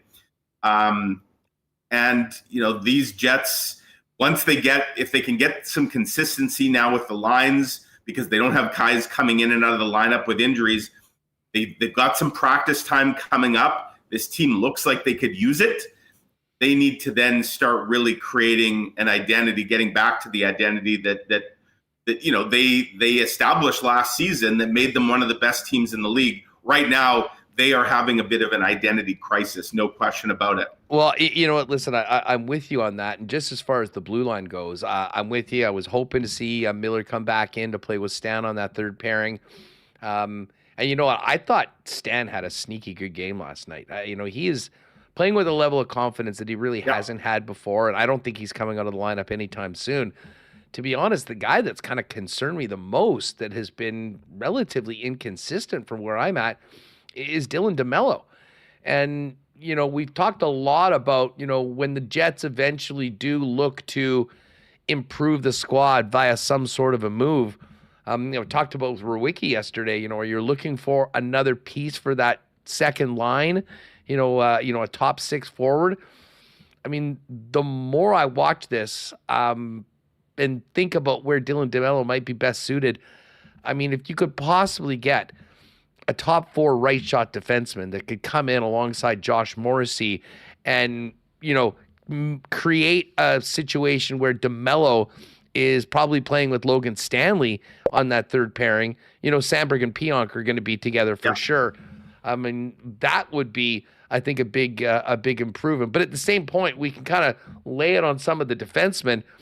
Going back to what Scott O'Neill had to say and how things left, this was not just one or two guys. This was sort of a breakdown of the defensive structure that the Winnipeg Jets have prided themselves on for a long time. And that's where I know we're coming to the end here, Huss, but I'll throw this out just as an interesting little nugget. That's where a guy like Elias Salomonson becomes very interesting to me. And at what point, if you're the Jets, you're almost a quarter of the way into this season, everybody can see they don't quite look like themselves. From everything I've heard, reports I've heard from people that have watched them a lot more than I have, Elias Salomonson's quietly having a very good start to his season with the Moose. He's a right shot defenseman. He's your top defensive prospect. At what point do you, at least this curiosity, get the best of you to say, could he bring something right now that we don't have with this blue line group? And I'm not saying that you'd throw him with Josh Morrissey right away. That would probably, that would be throwing the kid right into the deep end. But if ever there was a time to maybe look at something a little outside the box, it's when your team is really scuffling and struggling. And, if the thinking is like right now, they don't really like playing Luke Schenn because they don't trust him, but they probably don't trust Colin Miller a whole lot either, because for the longest time they were playing Schenn over him. well, what's your other right shot option in your system? It's your best defenseman prospect, and he's a right shot. You give him a look, and I know there's waiver issues and all that would have to be considered, but I don't know. I mean, it's something to at least ponder. But for now, the Jets obviously focus on tomorrow night, and as I said earlier, it's not a must-win, obviously. We're still in November. It feels like it's a game at the very least. The Jets better show up, and they better show the best version of themselves, because we really haven't seen it on this road trip. And, I think we're past the point where this road trip can be salvaged. They've lost 4 out of the first 5.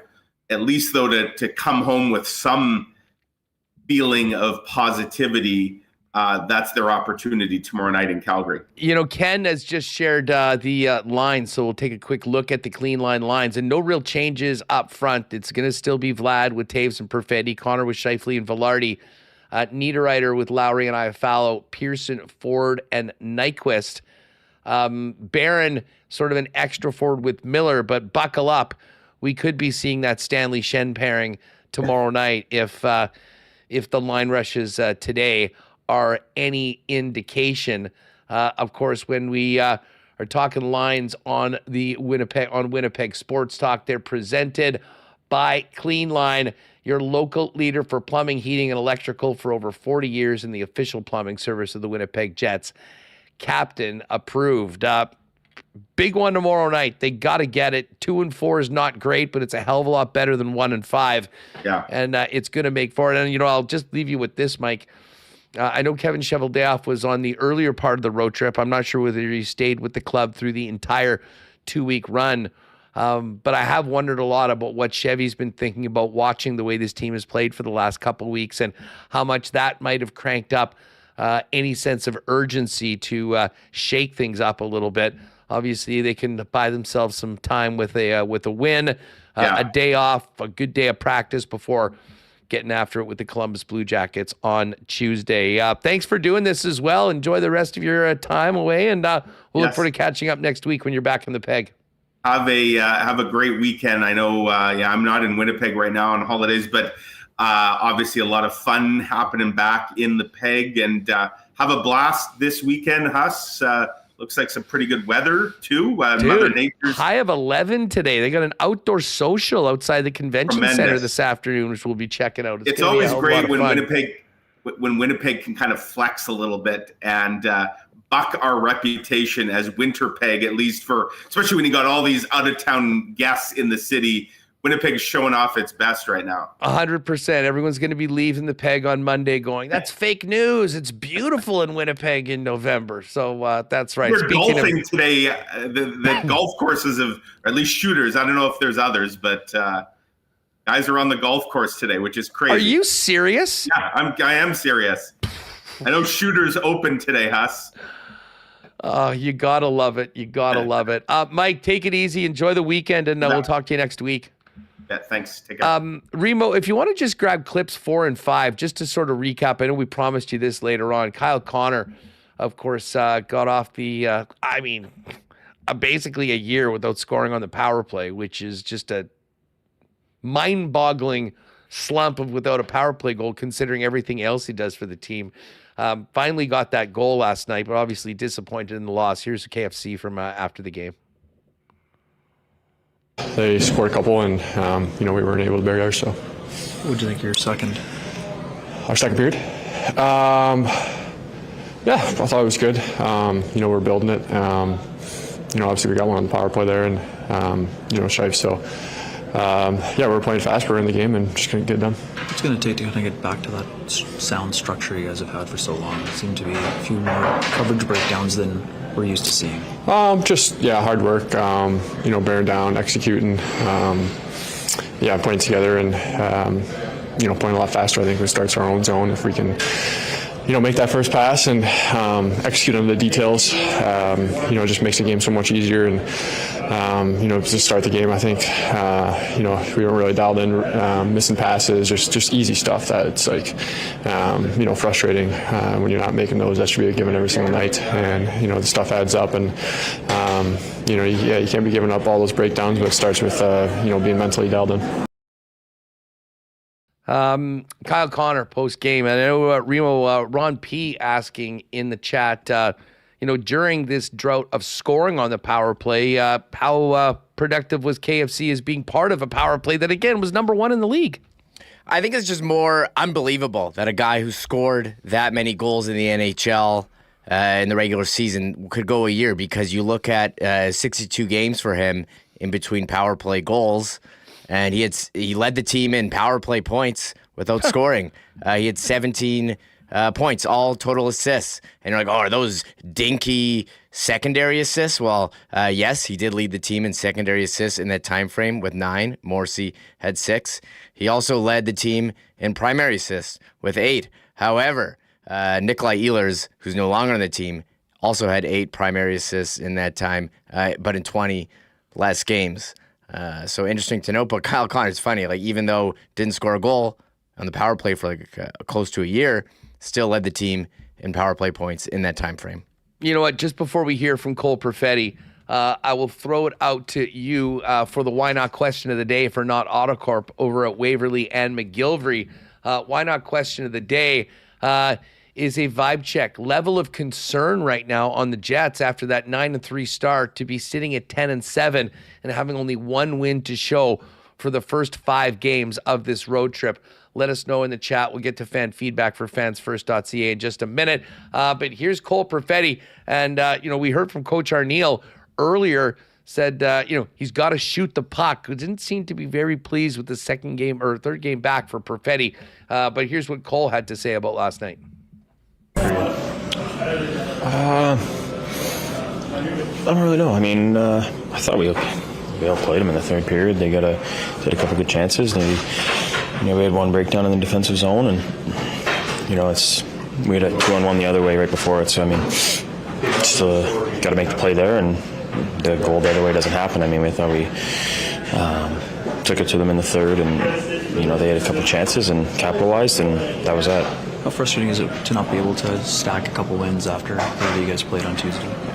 Yeah, obviously this isn't the road trip that we planned. Didn't start it great. We had a great game in Vancouver there, and couldn't follow it up. I thought we actually played pretty good at times tonight, and sometimes our execution wasn't great. And we didn't execute at times, and it looked a little sloppy, but. I think our effort was good. Our intentions were right, and had a couple breakdowns they capitalized on, and I thought we, created some good looks, and just got to get a little more traffic to the net, I think, and generate a little more from down low, and yeah. All right, there's listen, you heard 2 frustrated players last night after that loss against the Seattle Kraken, and Kyle Connor and Cole Perfetti. Jets back at it tomorrow. I mean, lots of talk about the latest on the Jets in the chat right now. Let's get to fan feedback for Fans First, your number 1 spot for buying and selling Winnipeg tickets on the resale market, and these place to go for buying or selling Grey Cup tickets with the big game on Sunday. Already sold out. This is an interesting one, and I got to say, I think Leslie Mitchner kind of nails it with a tinge of optimism in it as well. It's hard to get a read on this Jets team. With all the injuries and the changing lineup, there's been no consistency. Underlying numbers for many players are bad. I believe they will be better. Comet says, seems like Lowry has made a full recovery. The advances in surgical medicine is impressive. I mean, Lowry, has looked really good in these last couple games, which is really important that they need it. Obviously, we had the Ron P's question about the power play, contributions during that drought. And Dan Jets fan, I still can't fathom that KFC had such a drought for power play goals from a guy that can snap the puck from within a phone booth. And then the Dan Jets fan, do we have to start shouting, shoot? again. Let's see. I'm concerned, not panicking. Dallas Paul's not worried at all. Go Jets, go. They'll turn themselves around tomorrow night. Remo's got the poll up right now in the chat, so you can let us know how you're feeling on that. Fans first, fan feedback is brought to you by Fans First, by fans, for fans, no fees. Patty G is going to join us in just a minute. First up, a big thanks to our sponsors of Winnipeg Sports Talk. Clean Line Plumbing, Heating, and Electrical, your local leader for over 40 years in the official plumbing service of the Winnipeg Jets. As you know, they are captain approved, proud supporters of the Jets, and now the leading residential and commercial plumbing, heating, and electrical company in town. Now, while you might not be having a big commercial need for Clean Line services, you never know when you're going to need them, especially for plumbing mishaps, and that's why Clean Line, much like Adam Lowry has the back of the Jets, they've got your back 24/7, 365 with emergency service available. Find out more on all of Clean Line services online at cleanline.ca. We got a big one tonight and Sunday as well. Man, it's going to be a fun night. Maybe a great time to get together with your gang of Boston Pizza. See the Jets play a couple exciting young teams and take in the new flight deck menu, flight club menu, I should say. Pizza flights, wing flights, chicken bite flights, and new fry flights available. And you'll have a chance to win Boston Pizza's grand prize trip for two to California to see the Jets play the Ducks February 27th, including flights, hotel, and amazing game tickets. Just speaking of BP, here's a little save the date for you WSTers. I believe it is Wednesday, December 17th. We're going to be doing a little holiday gathering / Jets watch party at Boston Pizza, just working on the exact location. But December 17th, St. Louis Blues, 7 o'clock game. Hopefully you'll join us at BP. And hey, if you are staying at home to watch the game, you can always order online at bostonpizza.com and get it hot and fresh to your door. Of course, many of you love the Olympic jerseys. Myself, not so much. I can tell you very soon they're going to be coming in at Royal Sports, because if it's a Jet jersey, if it's a Canada jersey, if it's Jays merch, Royal Sports is the place to get it all right here in Winnipeg. The biggest supply and stock of literally everything, which is a perfect time as we get ready for the holidays, whether you're looking for the Jet fan in your family, the Bomber fan, someone with an NFL team, a different NHL team. They've got it all at Royal Sports. You can take care of everyone on your list that's a sports fan in one spot. And of course, they're also the hockey superstore for over 50 years, with everything from full equipment to pucks, stick tape, skate sharpening as well. 750 Pembina Highway, Royal Sports. Follow them on Instagram as well at Royal Sports Winnipeg, especially heading into the holidays for latest merchandise drops and sale information. All right, just before we bring in Murat, it is Friday. I know Hacksaw wants a 1919. Let's give a big cheers to our friends at Winnipeg's favorite local brewery, Little Brown Jug. You train day in and day out, learning new techniques, approaching new concepts, and living out the thrill of achieving your goals. Building a craft beer is no different. While you spend your hours on the ice, we spend ours here, brewing our trademark beer. Again, and again. Here's to pushing the status quo and challenging ourselves to build something memorable. 1919 by Little Brown Jug.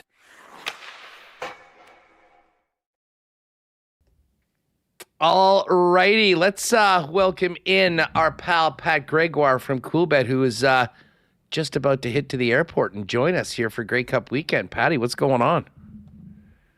What's going on, fellas? Yeah, my bags are packed. I've got an extra carry-on bag just full of Coolbet merch. A lot of goodies this weekend to give out, but I'm excited to get up to the peg. First time to the peg. It'll be my second Grey Cup. I said it on WST Winners. Saskatchewan did an unbelievable job. Ryderville was amazing, but something tells me Winnipeg and Bombers Nation are going to put on one heck of a party. Yeah, well, unfortunately, the Bombers won't be getting a win on Sunday. Many WSTers, though, did get a nice win with that Rourke MOP. And how about Trey Vavle getting both the Rookie of the Year and the Special Teams Player of the Year in the Canadian Football League?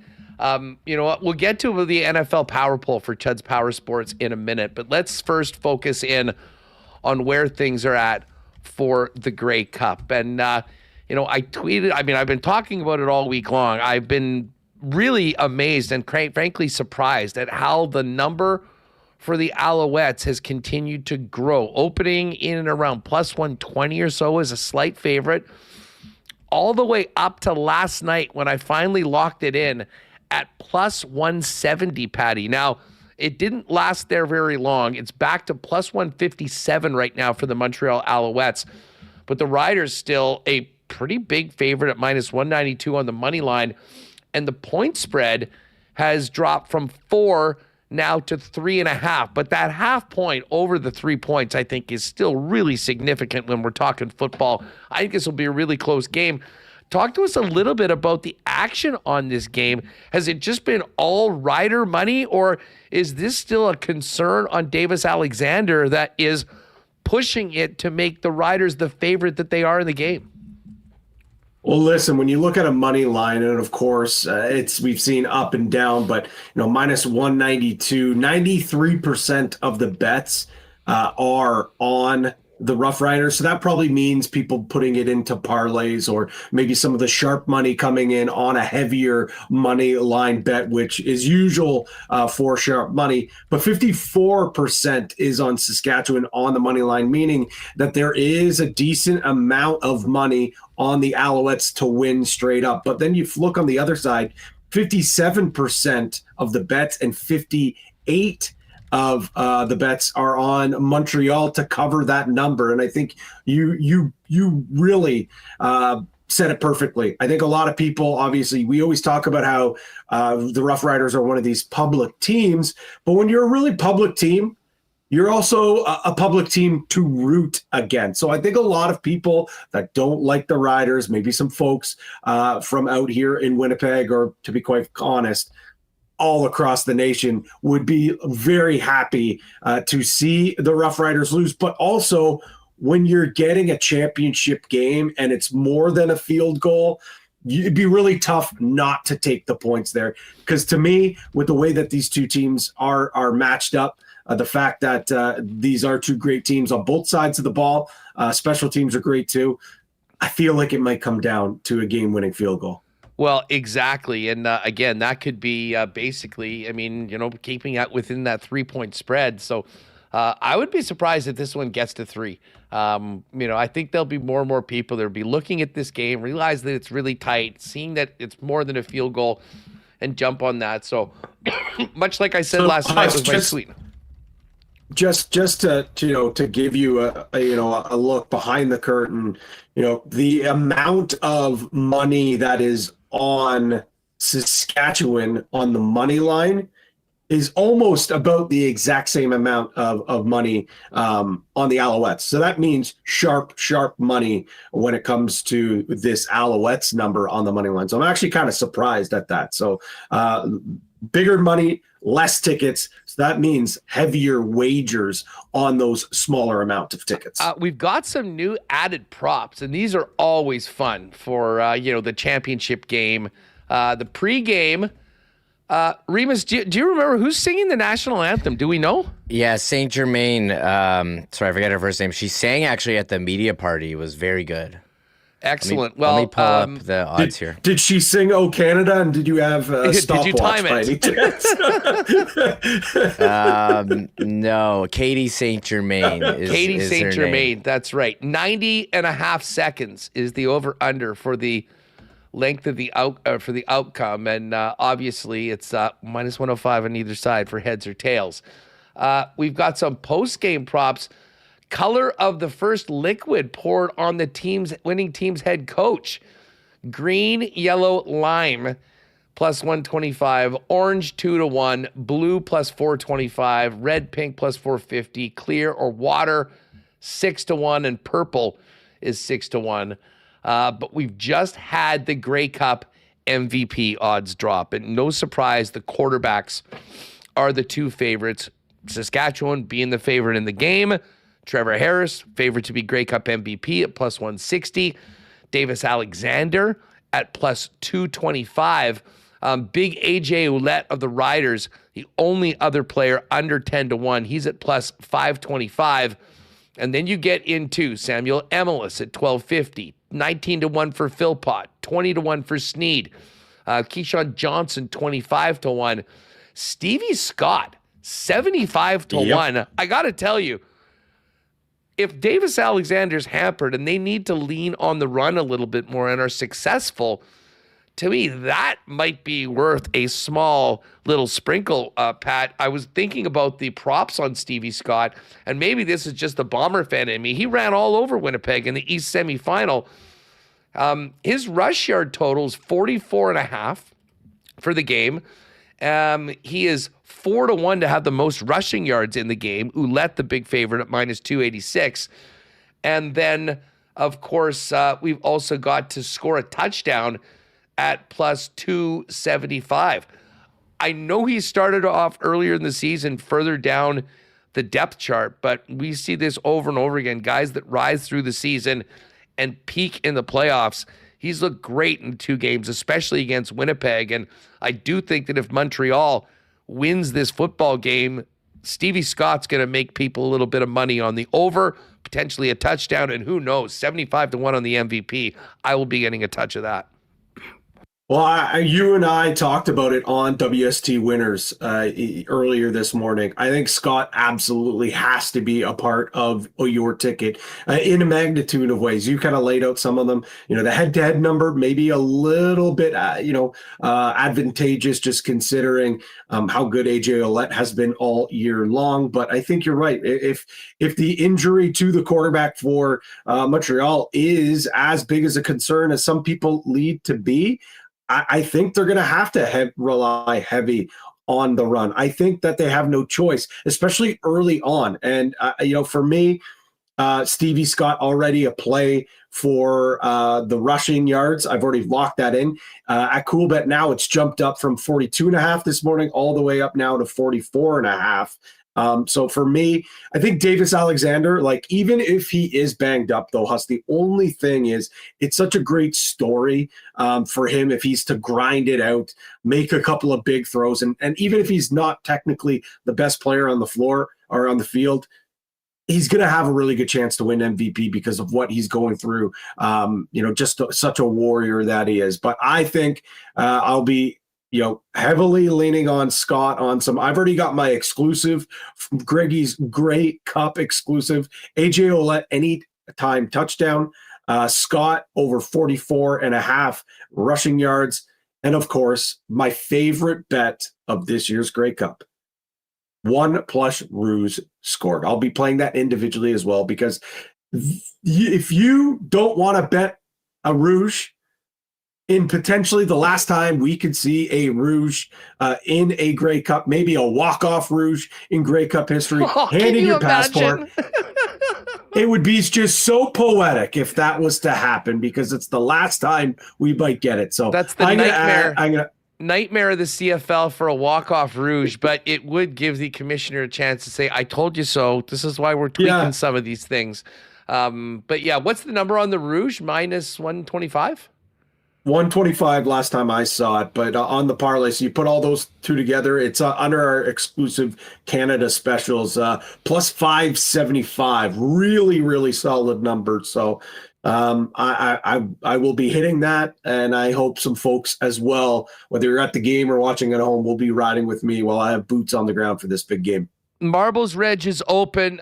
We'll cut that off in just a couple minutes. So a last call for marbles. We got to get the race done and get out into the Grey Cup festivities. But Patty, of course, we do have a new episode of WST Winners that is up right now on the YouTube channel that we dropped this morning with you, myself, and Jake. While we're just quickly going to touch on the NFL, let me fire up our Chud's Power Sports Power Poll for our friends at Chud's Power Sports, the leading Power Sports Superstore in Manitoba for over 80 years. And congratulations again to the Derminator, the Chud's family, everybody there for being the dealership of the year from Snowman, the Manitoba Snowmobile Association, celebrating their 50 years. Great honor for the Chuds gang earlier last weekend. Here's the power poll, Pat, and this one might have some people talking. I am going 1 and 2 in the league, teams that are going to be facing each other on Sunday afternoon. The LA Rams, the Seattle Seahawks, could have gone either way on this. Sam Darnold and Matt Stafford both sniffing around MVP consideration. I know the Patriots, who I have at 3, are 9 and 2. Listen, they have an absolute cupcake schedule. They deserve to be up there. Their record is what it is. They beat the Bills in Buffalo. But I still do feel like the Rams and the Seahawks, both with 2 losses, a step above New England. But New England's getting that spot. They're just ahead of Indy at 8 and 2, who's looked a little shakier the last couple weeks, but still the record is. And listen, Philly's out. After that game on Monday, Philly is out. Even though they got that's, by the way, that's 6 and 3 for the Detroit Lions. Even though they're 6 and 3, I think the Lions are the next best team in the NFC, and I do think the Lions would have a good case against LA or Seattle. Philly and Detroit will play on Sunday Night Football, so we'll have a chance to see whether Detroit belongs in that power poll ahead of Philly or not. Our power poll each week brought to you by Chuds Power Sports. Visit them out in Gimli and check them out online at chudspowersports.com. Any takes on what I've thrown up for this week's NFL Power Poll, Pat? No, I like it. I think obviously a lot of question marks on the Patriots for some other people. I think they're super legit. I think it also sets up pretty nicely. One of those teams, the Rams, Seahawks, probably going to drop a little bit off after that. And then the Lions, a prove-it spot against an Eagles team, let's be honest, hasn't looked all that impressive. But maybe they squeak in to your top 5 with a win over the Lions. Now, you're going to want to go check out the exclusives. We've got a special one that we cooked up for the Minnesota-Chicago game. We've got our prop parlay where we each picked our favorite one of the week. But we've got 3 kind of partner parlays up in the combo cards. First up, the bread and butter, our spread play, Minnesota -2.5, Bills -5.5, Detroit +2.5. Nice boost up to +685 on that one.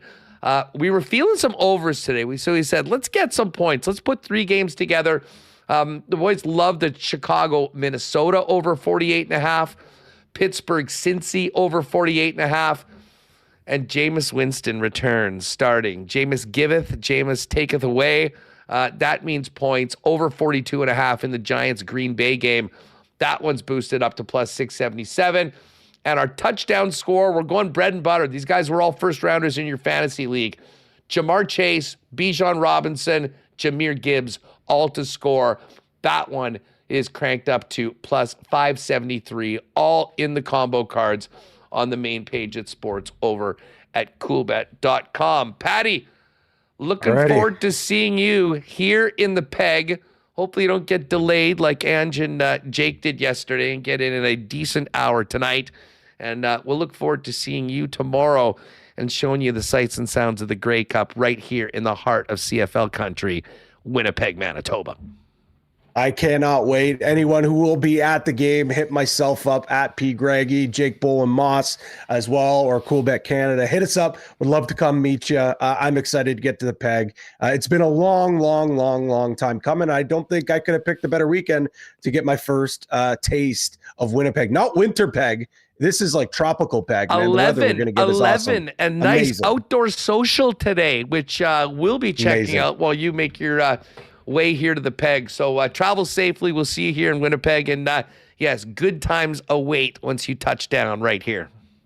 Absolutely. We'll see you soon, boys. Take it easy, dude. There's Pat Gregoire at P. Greggy, and yes, at Jake Bull and Moss. The boys will be at the game. I'm sure we'll get there early, take in some of the tailgate features in and around Princess Auto Stadium, and set it up for what should be an absolutely awesome weekend, even if our Bombers aren't in the big game. Just before we bring in Reem, just checking back in with our poll. How are you feeling about the Jets turning this around? 37% confidence they'll bounce back, 30% cautiously optimistic, 28% concerned. Trends are worrying. 3% panic mode. This could spiral. I like it, folks. We're still keeping a stiff upper lip. Big chance to get a win against Calgary tomorrow, and then hopefully straighten it out with some practice time back at home next week. All right, let's bring in Michael Remis as well. And man, Remo, it's been quite the week. Struggling through, not feeling great for both of us early on, but it is just about time to let her rip for Grey Cup weekend, but that cannot happen officially until we do our Grey Cup weekend marble race on WST. Oh, yes. Yeah, starting to feel better, getting ready for tonight, going to, Taste of the CFL. I'm hyping my wife up. Never been to Grey Cup, so I'm getting her ready. Oh, that my should be... God. Leah's going to be in for a treat. Yeah, this will definitely be a significantly different scene and of the circles that your wife probably normally runs in. But I'll tell you what, it's going to be fun. And that Taste of the CFL event, I think, is sort of one of the events of the week. I know that you'll be enjoying some incredible eats at that event. I think that's 6 to 9. And then you're right there in the belly of the beast and the middle of everything happening with the team parties and sort of Grey Cup HQ. Of course, the Brad Paisley concert tonight as well, which will be very well attended at Canada Life Center. Yeah, a lot of events. They had wasn't Burton Cummings? Was that tonight or last night? I think that was last night. Bert at the Bert. Bert at the Bert. So there's so many Last night functions. Was the Watchmen too. I had so many friends that were there.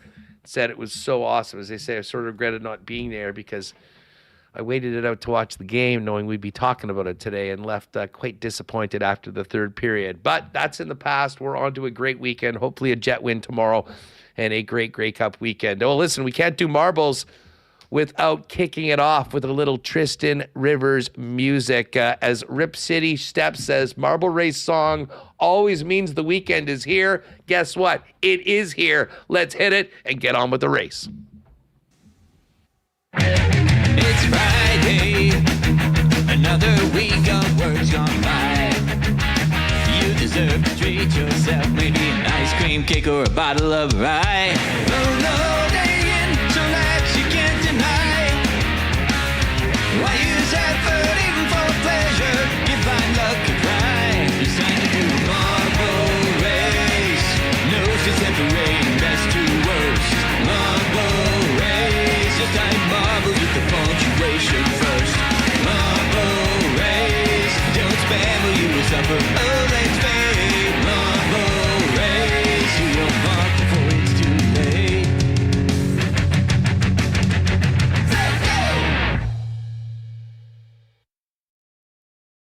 Day version of the marble race song. Former CFL halftime act, a very popular choice, was Green Day. Yeah, I did it in honor of Green Day, former CFL halftime act, as you said, and a lot of pressure on Machine Gun Kelly to live up to the last it's 2 MGK, years. by the way. Oh, sorry, MGK. Yes, MGK. It's like the Washington Bullets. They had to change to the Wizards. You can't have Machine Gun in your handle. In your name. You can't have that here in 2025. And I thought Jonas Brothers were amazing last year, actually. They were there, awesome. And I knew... Far better. Like, I had such great memories of the Jonas Brothers. And then they played in that bizarre scene at Game 2 of the World Series that I was at. I can tell you that the Grey Cup halftime show was 100 times better than that very weirdly timed performance in the middle of one of the most tense sporting events I've ever been at. Yes, so yes, Jonas Brothers, what a year for them performing at Canadian sports events. And we'll see, MGK on Sunday, Our Lady Peace. What are they, the pregame? I got to make sure I get there early for all the pregame festivities, tailgating and checking out. I'm sure it's going to take a while to get into the building as well. I remember big lines in Hamilton, BC had some big lines as well. I think they have a lot of gates at Princess Auto Stadium, so I don't know if that's going to be a factor. Yeah, they do, and it'll be interesting to see how, like, with parking, I think a lot of people will be Ubering. Oh, yeah. I always suggest people, and I would imagine, I haven't checked, but I would imagine there'll be plenty of buses on the Blue Line and the rapid transit, either with park and ride or just get to one of the stops. That's pretty much how I normally get to and from Princess Auto Stadium. So we're all set up, but let's do this marble race, Remo. Throw me in.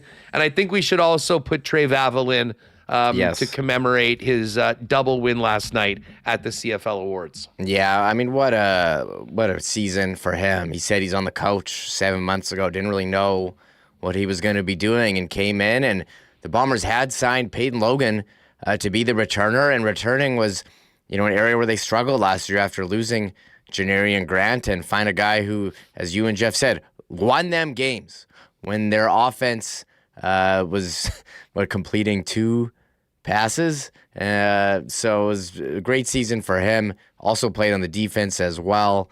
Nice to see him get honored. As we're used to so many years, Huss, when they announced the all CFL team filled with Bombers, and they announced it yesterday, and there weren't any. So a little bright spot for the Bombers here. CFL Awards night and awards weekend. Yeah, okay. Fire that up. Get that ready to go. Leslie asking in chat, does anyone know where Our Lady Peace will be playing? Tailgate area or inside the stadium? Hopefully not that separately ticketed tailgate party. Yeah, there is a pregame tailgate at Max Bell, the Tri-Indigenous Energy indoor pregame tailgate. And that looks like a ticketed event. No, Our Lady Peace won't be at that one, I don't believe. If anything, I think it'll be at the pregame tailgate, which gets going at 3 p.m. But I would imagine it's probably inside the stadium. I mean, something like Our Lady Peace, they're really happy to have them in and being a part of the event. I would assume it would be inside the stadium. So, TSN can show it and, be part of the pomp and circumstance around the Grey Cup game. Again, if you want more information on everything going on this weekend, go to greycupfestival.ca for everything on tap this weekend. And I encourage everyone to get out, especially if you've never been to the Grey Cup before. Take advantage of it being in our city. And there are some good times to be had. All right, Reem, where are we going today? Hold on, I got to update my marbles. I'm sorry. Oh. I got, got to do a quick update. So I was going to do slippery slopes, though. I feel like we haven't done that for a while. It's a big weekend. Calls for a big track. I know it's not like that icy outside, but I do enjoy when they go down those slippery slopes and go up into the finish. Oh, another question in chat while Remis does the update. Trevor Bird, when is WST Poker Championship? Our next chance to dethrone the Hammer is next Wednesday. So stick around. We'll have more details, Monday, Tuesday, Wednesday. But what did we start at 8 o'clock last time, Reem? 8 o'clock our time, I believe? Yeah, 8 o'clock. And Trevor, please be in touch with us. I know you had some issues getting in, and we seem to have rectified that for this next one. So just drop us a note. If anyone is having some difficulties, email us contact form on our website, or we're on every social media. Although fire a DM or whatever. Fire a DM, but I would say email on the website would be. We're pulling out all the stops to take care of the Hammer. The three-peat, the legendary run. I mean, it basically is a dynasty now. We said the Bombers needed their 3rd championship to be called a true dynasty. Hammer has started a bit of a dynasty, and it'll be all hands on deck. It'll be a bounty on his head again, as well as myself and Remis. So Wednesday night, post Grey Cup, no Jet game that night. The 19th, we will get back to it. Yeah, and we haven't really touched on much NHL other than the Jets. But did you know there's a game on right now? Yeah, is it Finland or Sweden? Somewhere overseas, Pittsburgh and Nashville, I believe Sweden. Yeah, Sweden 2025, the Global Series. I just learned this was happening earlier this week. Evgeny Malkin gets the Penguins on the board. They are up 1-0. A couple games on tonight. Maybe I'll be tuning in. Hurricanes, Canucks, Blues, Flyers, Islanders, Mammoth. 10 games last night. I was flipping back and forth. The Central Division so tough. The Stars putting up a touchdown and an extra point on the Canadians, who've had a great convert season there in the 3rd period. That was ugly night for the Habs. You've had such a great start. Leafs blow it and blow a third period lead. They lose. But again, losing in overtime is a lot different than what happened to the Jets losing in regulation. You get half a win just for getting to OT in today's National Hockey League. Sens ended up snapping the Bruins' 7-game winning streak as well. Ducks took an L. Panthers beat the Caps. And Oilers losing to the Columbus Blue Jackets. It was just about 2 before Connor McDavid saved the day, and they beat the Blue Jackets, I believe, in OT earlier this week. Leon Draisaitl with a couple of goals in that one. The Avalanche just keep on rolling. Just one regulation loss through 18 games on the season so far. Yeah, and just looking, I was doing some scouting last night on the Jets' next opponent, the Calgary Flames, who've had trouble scoring this year. They went up against the San Jose Sharks, and Askarov, who they got in a trade from Nashville, he's been excellent for San Jose. He turned away 34 of 36, and Calgary won 2-0. Probably the best game of the year for Calgary. They doubled San Jose in shots. And listen, San Jose, fun, exciting team. I mean, they may give up a lot, but they certainly generate a lot. And for them to be held to only 17 shots and shut out, a little surprising is Calgary struggling right now with that. That was their 5th win of the season, 5-12-2 on the campaign. How are we doing? We updated? I got the marbles in. I got Hustler in all caps, Trey Vavel in there as well for his dual win. And how about those sunglasses? He was, I think the Bombers account noted the $3,000 sunglasses. That was an all-time look here. Yeah, what a flex. So let me pick our race here. We got 225 marbles in. Very exciting. And I should mention, I didn't get a chance to chime in, but exciting to hear the CFL commissioner today acknowledge getting the website better, adding a fantasy game. I hope they add like a pick'em game and not just straight season long. We wanted to do something like a pick'em contest, like spread or straight up, or CFL. I can't really do Survivors, only 9 teams. But something like a pick'em contest, and there's nothing available. Like it gets so much engagement. We could have so much fun doing a pick'em contest with listeners or fantasy, and there's nothing out there. We've been doing CFL DraftKings, which is pretty good, but again, they don't even like live scoring has been like I don't know what the most popular app is, but I'm on the Score app. It doesn't have the stats. Like I go to the CFL website, which is great, but you have to have it on other platforms. We're just going to get going down the genius, the genius sports loophole. But I will announce with the commissioner's announcement today, I will announce that we will be doing WST fantasy leagues.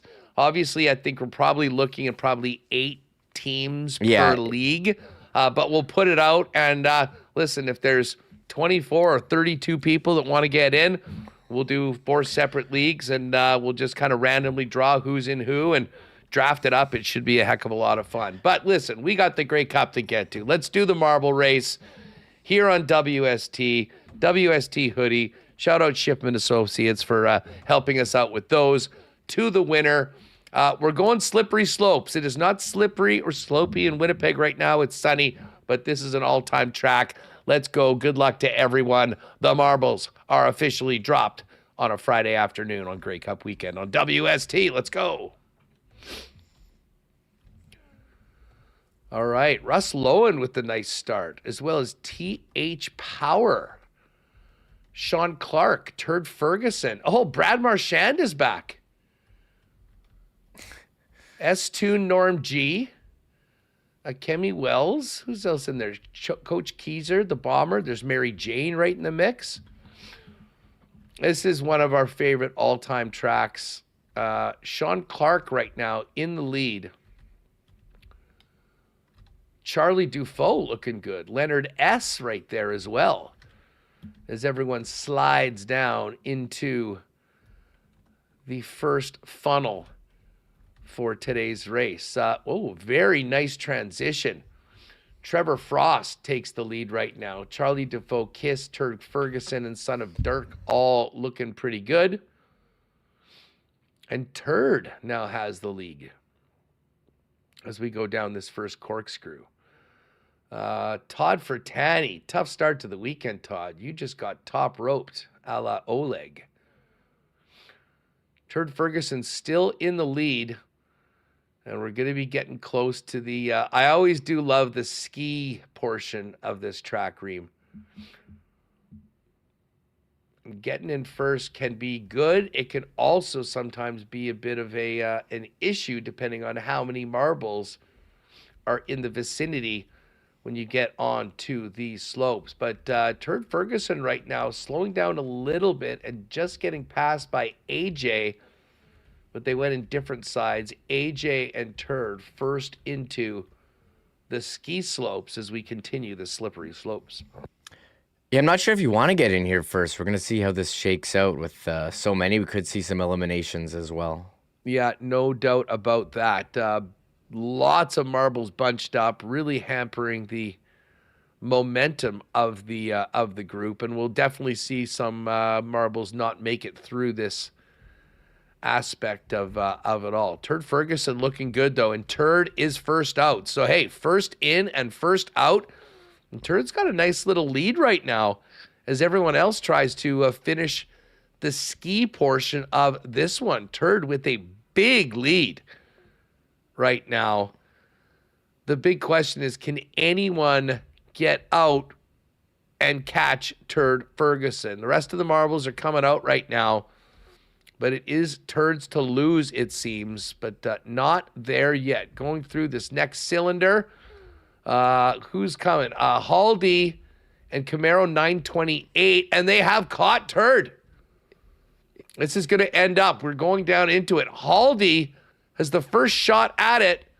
Will he make it into the bin? Yes. Wow. Haldy, what a heck of a comeback there. Tough one for Turd Ferguson, who had a big win. Look at Hustler. My best finish ever. I'm sixth. That was crazy. Turd started going backwards at the top after he went up that ramp, and I thought it was his to win, and got confused up there, Huss. It was too slippery, went backwards, and Haldy gained speed after the skis, caught up, and took it down. Congratulations to Haldy. Nicely done. A first-time winner. Haldy, you're the winner. Send us an email, winnipegsportstalk@gmail.com. Let me know what size you are for a hoodie, and we'll hit you up next week, and you can make arrangements to come and pick it up. Finishing up, I guess the Fire is going to take out a few. Well, maybe not. No, they got off the skis. They're in. But Haldy 144, the winner today.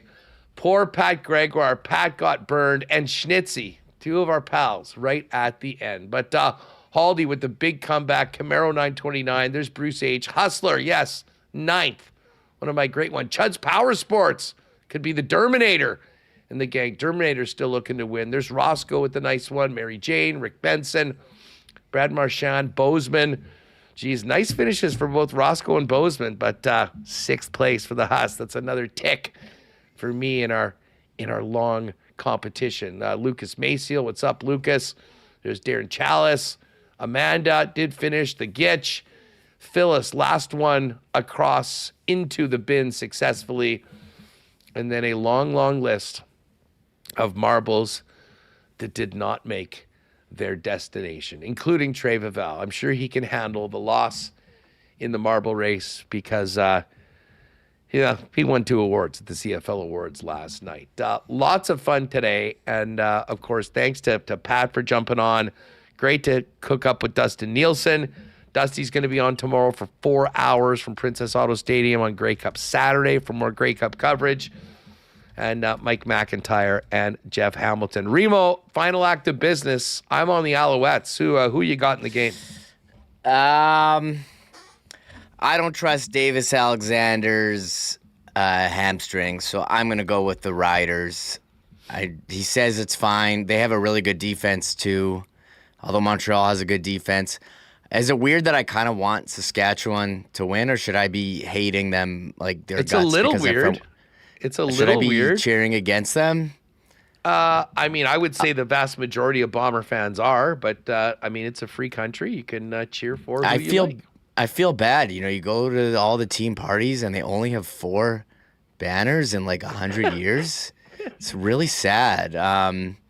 So I don't know. I'll go. I think I'm going for the Riders. You'll see what emotions hit me once the game starts. I really like Davis Alexander. I wish he was healthy. Then we could have a game, but we'll know right away if he is. But I think I picked Montreal +4 in the EST contest. But I think the +4 is a no-brainer. I mean, I think this game will be really close. If you're going to get that many points on either of those teams, I think you got to take it. I'm on Montreal. I'm going to go 23-20. A classic. We'll take the under. And I did jump on, while we were talking to Pat, a couple sprinkles on some Stevie Scott props. Over 44.5 yards to score a touchdown, and just a little bit on 75-1 for MVP of the game. Gang, that's going to do it. Hopefully we'll see you maybe out and about over the course of the weekend for the Grey Cup and at the game on Saturday. Again, Pat and Jake are coming in, so you can hit us up a tweet. We'll do a bit of a meetup for people that are at the game, I'm sure. But big thanks to Michael Remis, all of our guests today, the amazing sponsors that make Winnipeg Sports Talk happen each and every day, and all of you for hanging out. Enjoy Grey Cup weekend. Hopefully Monday we're talking about a great game at Princess Auto Stadium on Sunday and a Jet win tomorrow night in Calgary. Connor will have WST Sunday live tomorrow or Sunday morning at 9 a.m., and we'll be back at 1 o'clock Monday to fire up another week with the Jets back at home right here on Winnipeg Sports Talk. Have a great one, everyone, and thanks for hanging out. Oh, my God! Oh! Shut it down! Let's go home! Thanks for tuning in to Winnipeg Sports Talk Daily. Make sure to subscribe on YouTube and your favorite podcast feed at winnipegsportstalk.com.